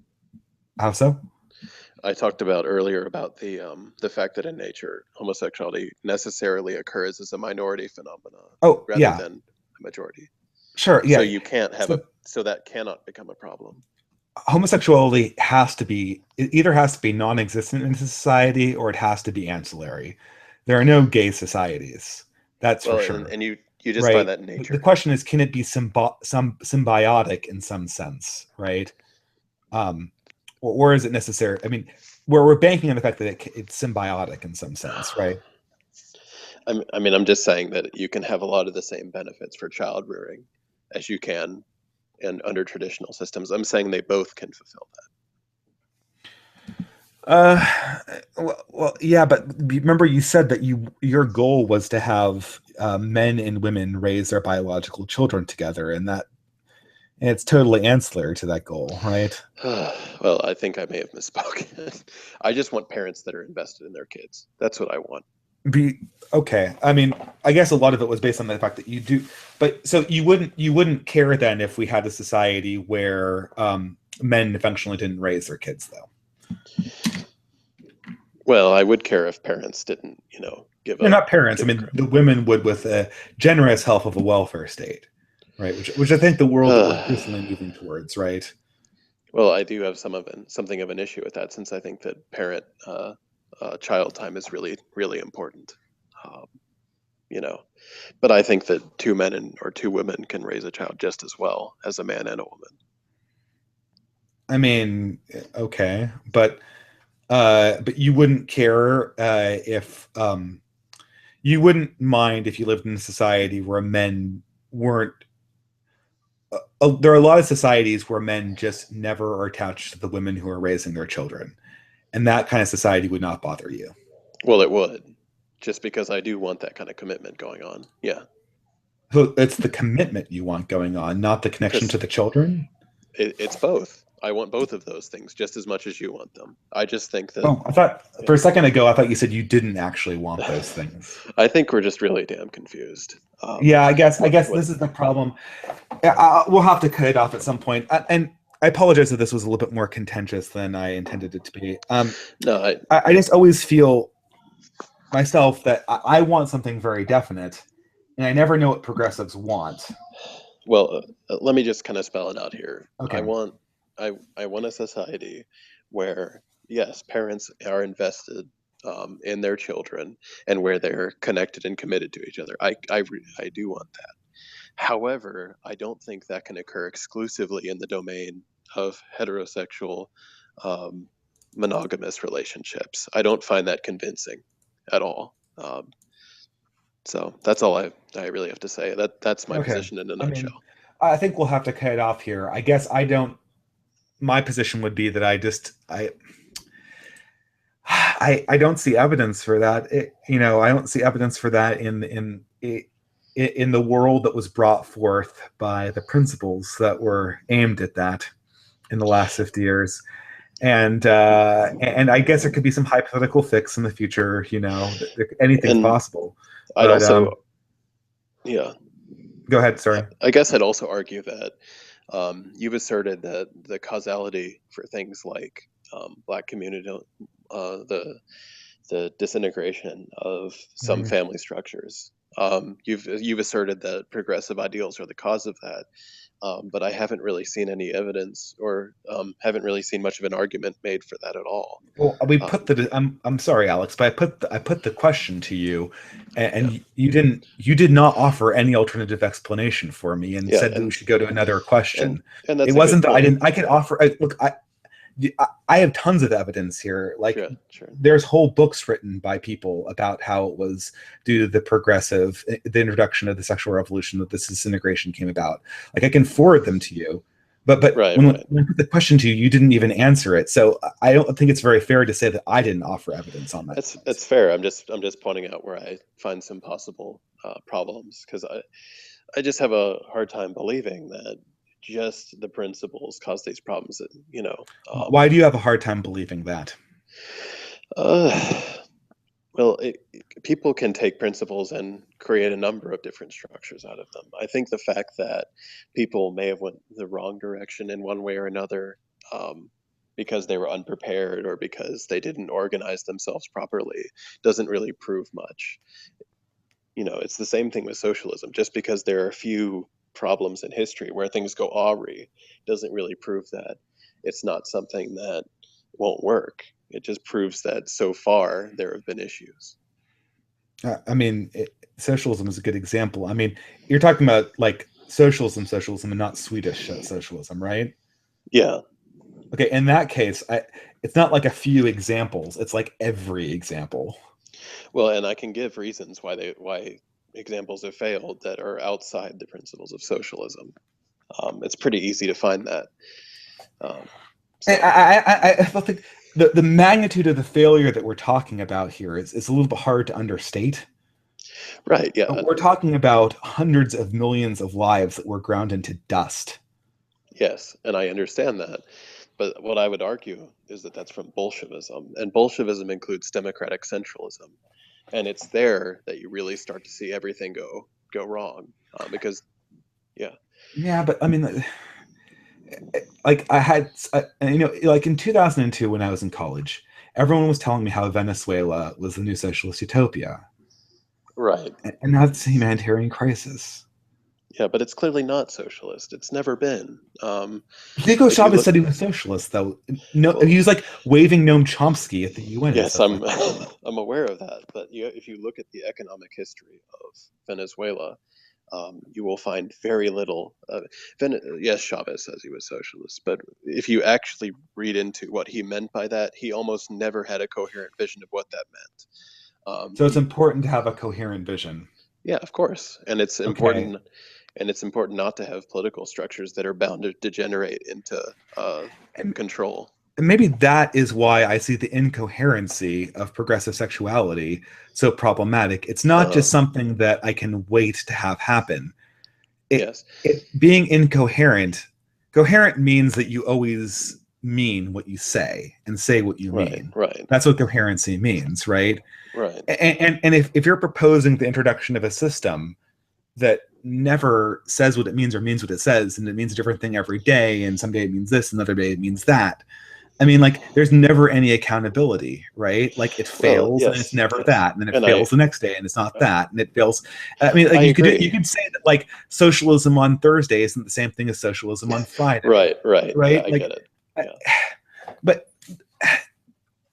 I know we're getting back to the same thing. Socialism doesn't mean anything. Marriage doesn't mean anything.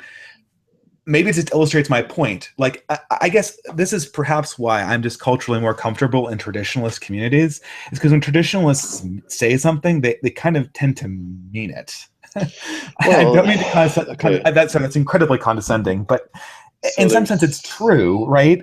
there's something important I should probably point out, which is that yes, like have there been progressive ideals gone wrong? Most certainly, it does happen. Um, but that's just part of developing a workable system. You're going to have failures. You're going to have, for instance, you talked about broken families, right? Hmm. You Yes, might that might be a result of certain principles used the wrong way, or people who didn't know what they were doing with it. On the other hand, we can see in modern society that applied correctly in a way that works and combines existing ideas too, it does work. We do have examples of but families in that do both work. socialism thing and in the progressive sexuality thing, the things that quote unquote work are like these like super isolated cases that are products of very very rich societies and exist like as the symbiotic or parasitic host of those societies, right? Well, Every time this has been independently set up in both socialism and in these alternative things where there's no kind of like alternative that they can kind of like attach themselves onto, it always collapses. And hold on, I want to say something about socialism. I mean, like, sure, you said that like, oh, we'll figure this out sometime in the future, right? Like, last time I remember this it's a quote. process. Okay, Yeah, great. But this quote you said, I remember thinking of this like every day. Sometimes people say things and it just sticks in my head, and it's a perfectly fine quote. It was nothing like functionally wrong, but I had a reaction to it, and it was something like it went something along the lines of, well, I can see tolerating capitalism for, perhaps 100 years, but we'd like to see I think it's like, we'd like to see the abolition of capitalism sometime in the near future, like 100 years or Right, something like right. that, right? Okay, here's the thing. Capitalism is going to go out when you have an alternative to it. And socialism has been around for like 300 years now, right?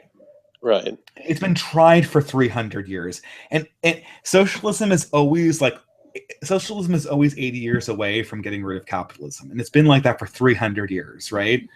Like, Sure, yeah. if socialism were workable, how would the universe look different? Can I ask you that? Well, and Let's say socialism was an incredibly attractive idea that did not work. How would, like, imagine that universe where that's true. How would that universe look different from our universe? quite different because we wouldn't How? have currently existing examples of socialism working. No, no, no. Like socialism on a large scale. Well, what do you define as large scale? And this is where I really get I mean, into it. not in the inside of a pre-existing capitalist system.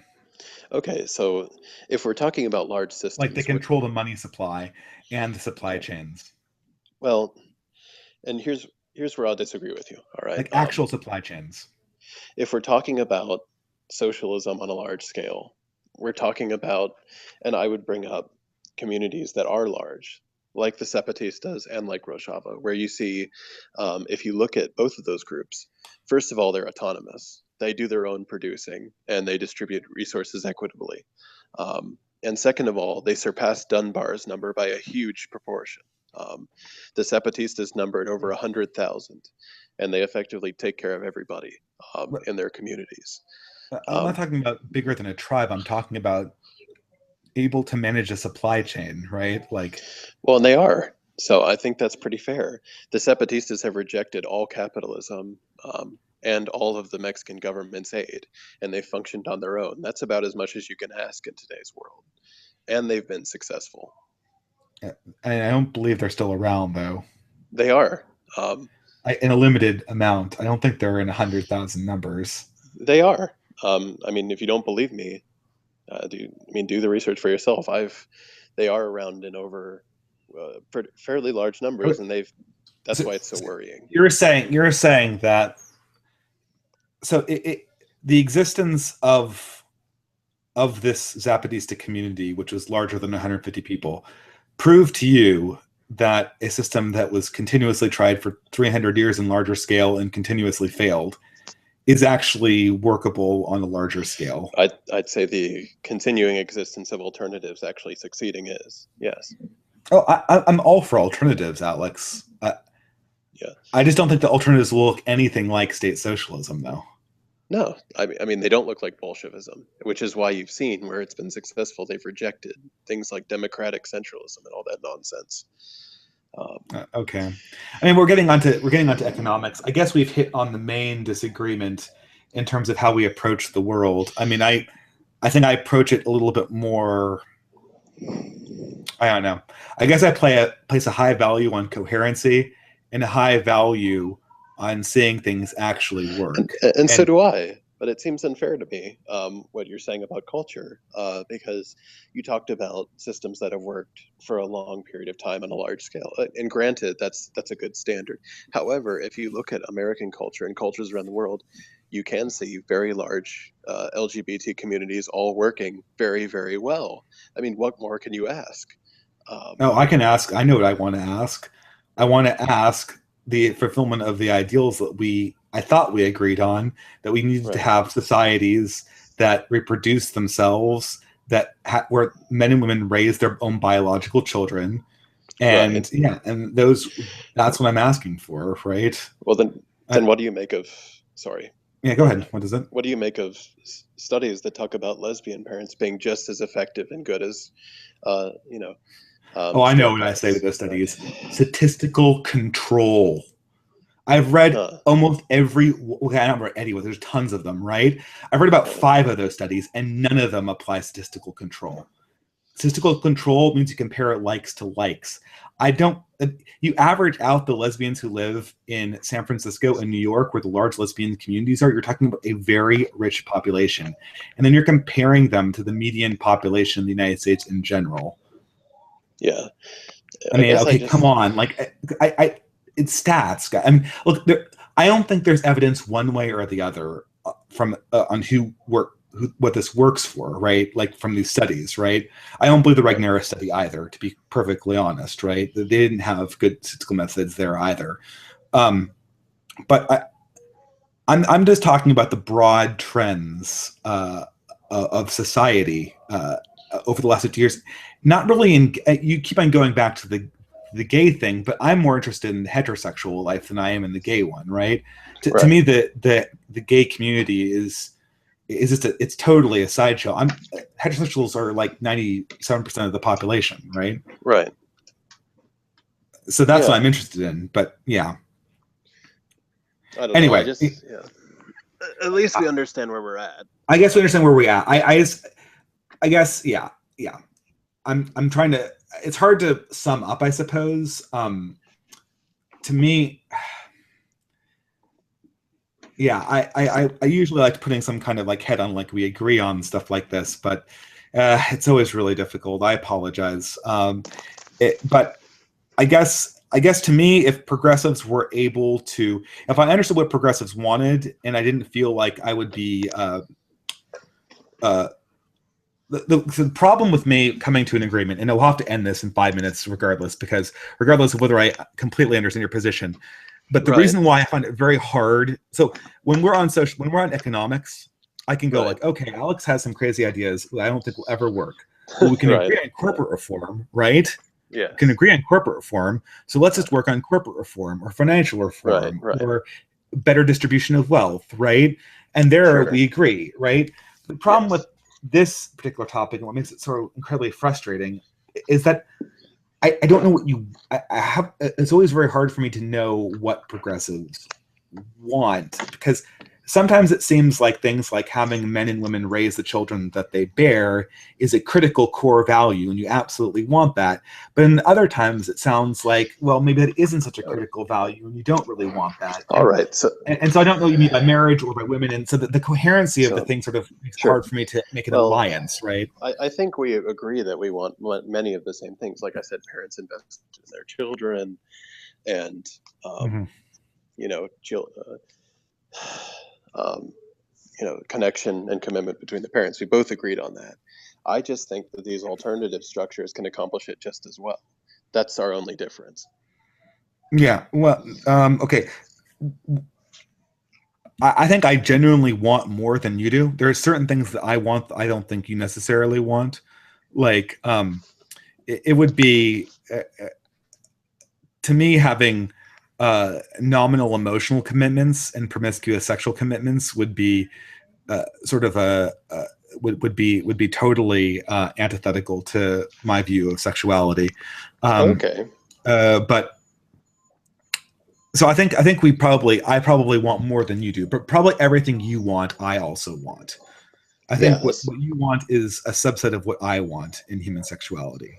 Yeah, and I Uh, suspect the same might be true in okay. economics and so And forth. I guess we have a practical disagreement about whether the sexual changes in the last 50 years, whether the consequences of those in family structure and out of wedlock children and abortion, and then whether that was somehow some kind of whether that was overall a good thing or not, or whether it was a mistake and it will be rectified by when people figure this process out or something like that.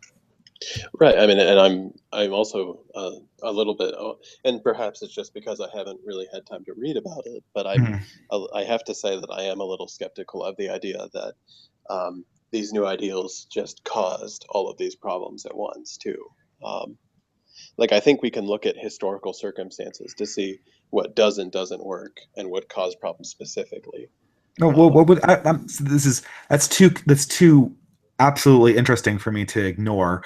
sure. Like, Okay. sorry, every time we get we so Well, every time I try to we get such an interesting topic, I can't want me possibly ignore it. to? But, no, but like, what historical circumstances we've never had out of Okay. wedlock childbearing this high? Okay. Well, Never. and like I said, on that I can't comment because I'm not knowledgeable. But can I give a equivalent example in another field? Sure. So let's look at the collapse of the USSR, right? That's pretty Uh-huh. common for people to comment on. But if you, all you look at in the USSR is, well, human nature and communism failed, then you're not getting the full lesson. You're not looking at how the political system backfired on them. You're not looking at the specific decisions of policymakers. You're not looking at the circumstances of Russia at the time. And by ignoring all that, you're overgeneralizing about the USSR. And I'm looking to avoid that. I mean, you're saying that the USSR does not, um, it does not indict large scale, centrally controlled state economies. I'm saying that it doesn't indict a much larger system of thought, is what I'm saying. Um, and that's what a lot of people take the USSR to indict, and it doesn't do that. And a lot of the people who say that haven't read anything on the USSR and aren't familiar with it. I'm fairly familiar with the USSR and a lot of other communist systems. I mean, what I don't know. Can a system possibly ever fail that would reflect poorly on that system? Sure, if you could Give me demonstrate. an example of a failure that would reflect poorly on the system. Well, I would argue that the USSR did reflect poorly on a very specific strain of communism, um, dealing with like a lack of democratic participation, right? A lack of state, a sort of totalitarian state control by Stalin, um, but generally overt state control of all industries. But that's not even, but even you can't generalize from that into just all government socialism is bad. You can't say that based on that example, because government can function quite differently depending But on how you structure it. on this epistemological basis, no failure in any government ever would provide us with information that that government had problems. Well, what I'm saying is that it can give you information on the problems it had, but you have to take it as context specific and applying to specific problems that were experienced, rather than trying to generalize it onto this larger system that doesn't deserve the criticism. I mean, so in the social context, we're talking about a problem that we never had when we had traditional Moors. We removed traditional Moors and we started having the problem. Right. That seems to be. Do you agree with those facts? Well, like I said, I simply don't have enough research to say one way or the other, so I admit I can't really talk about it. I assure you that we never had 20% plus illegitimacy rates prior to 1950. That was unheard of. Or I don't know. Let's use the African American community. Like the illegitimacy rates are like in the upper 70s or something like that, I think. Right. Sure. So, I mean, Well, I yeah. so I don't understand. So this is an epistemological problem now, right? Because it seems like your Bayesian, like how a statistician would say, it seems like your Bayesian priors are sort of set to Right. say socialism wins, and like Well, any information I will give you will be just like, well, maybe this particular instance, but certainly not the I'm next instance, right? Like, so I'm I'm I'm not so saying understanding how I could ever convince you. I'm I'm just saying that I would need to research the context. You need specific context to understand why something failed. You can't just look at abstract failure as something that reflects badly on the system itself all the time. That is absolutely positively correct what you just said. But Right. yeah, yeah, I understand. I don't understand. To me, I don't know. If you, how would so how can I ask you this question before, Sure. maybe this is the last question Sure. we can do it Yeah. a lot less confrontational. Um, so like how would you try to go about convincing me that socialism is like, could you see a path for that? Like what do you think I'm doing wrong that makes me embrace traditionalism and not embrace socialism? Well, I wouldn't say. Well, that's a whole nother question. And perhaps we can hash that out some other time. Yeah, But sure, a sure, lot of sure. it, I just don't feel like addressing that behemoth right now. Okay, that's But fine. I don't know. I just and I wouldn't want to frame it as you're doing something wrong. I think multiple systems work in different ways, but No, I no, guess that's quite the question. I understand. And you've been really, really patient with me. I know that I get really emotional about this and try to go straight for the jugular. We both have visions of how we want to see things, and we both Oh, believe they're morally right. yeah. I mean, I So certainly do. Like, yeah. I mean, I have very definite ideas of what I think the world should be like, and I'm a moralist at heart. So it's hard not to, and like obviously, like my side's the losing side in the culture war, right? So obviously, I'm going to be a little bit more spoiling for a fight than a person who's more on the winning I side, right? I totally So, understand. I mean, the temptation is always to be like, uh, from the conservative side is always trying to grab the progressive and go, you're not Yeah, listening to me, yeah, and because I'm that's what it trying to feels like, listen. especially coming from a very progressive community. But I know it's getting really late on your side, so thank Yes, you so much for coming and chatting about social issues. I've thoroughly enjoyed it. Thank you for inviting me. Oh no, yeah, anytime, man. Anytime you want to chat, feel free to come on. I know I go on way too often, way too long, but thank you very much. Thank you Sure, very much for joining us, Alex, and we'll have to talk again some other time. Okay. most certainly. All right. All right. Have a good day. Okay. You as well.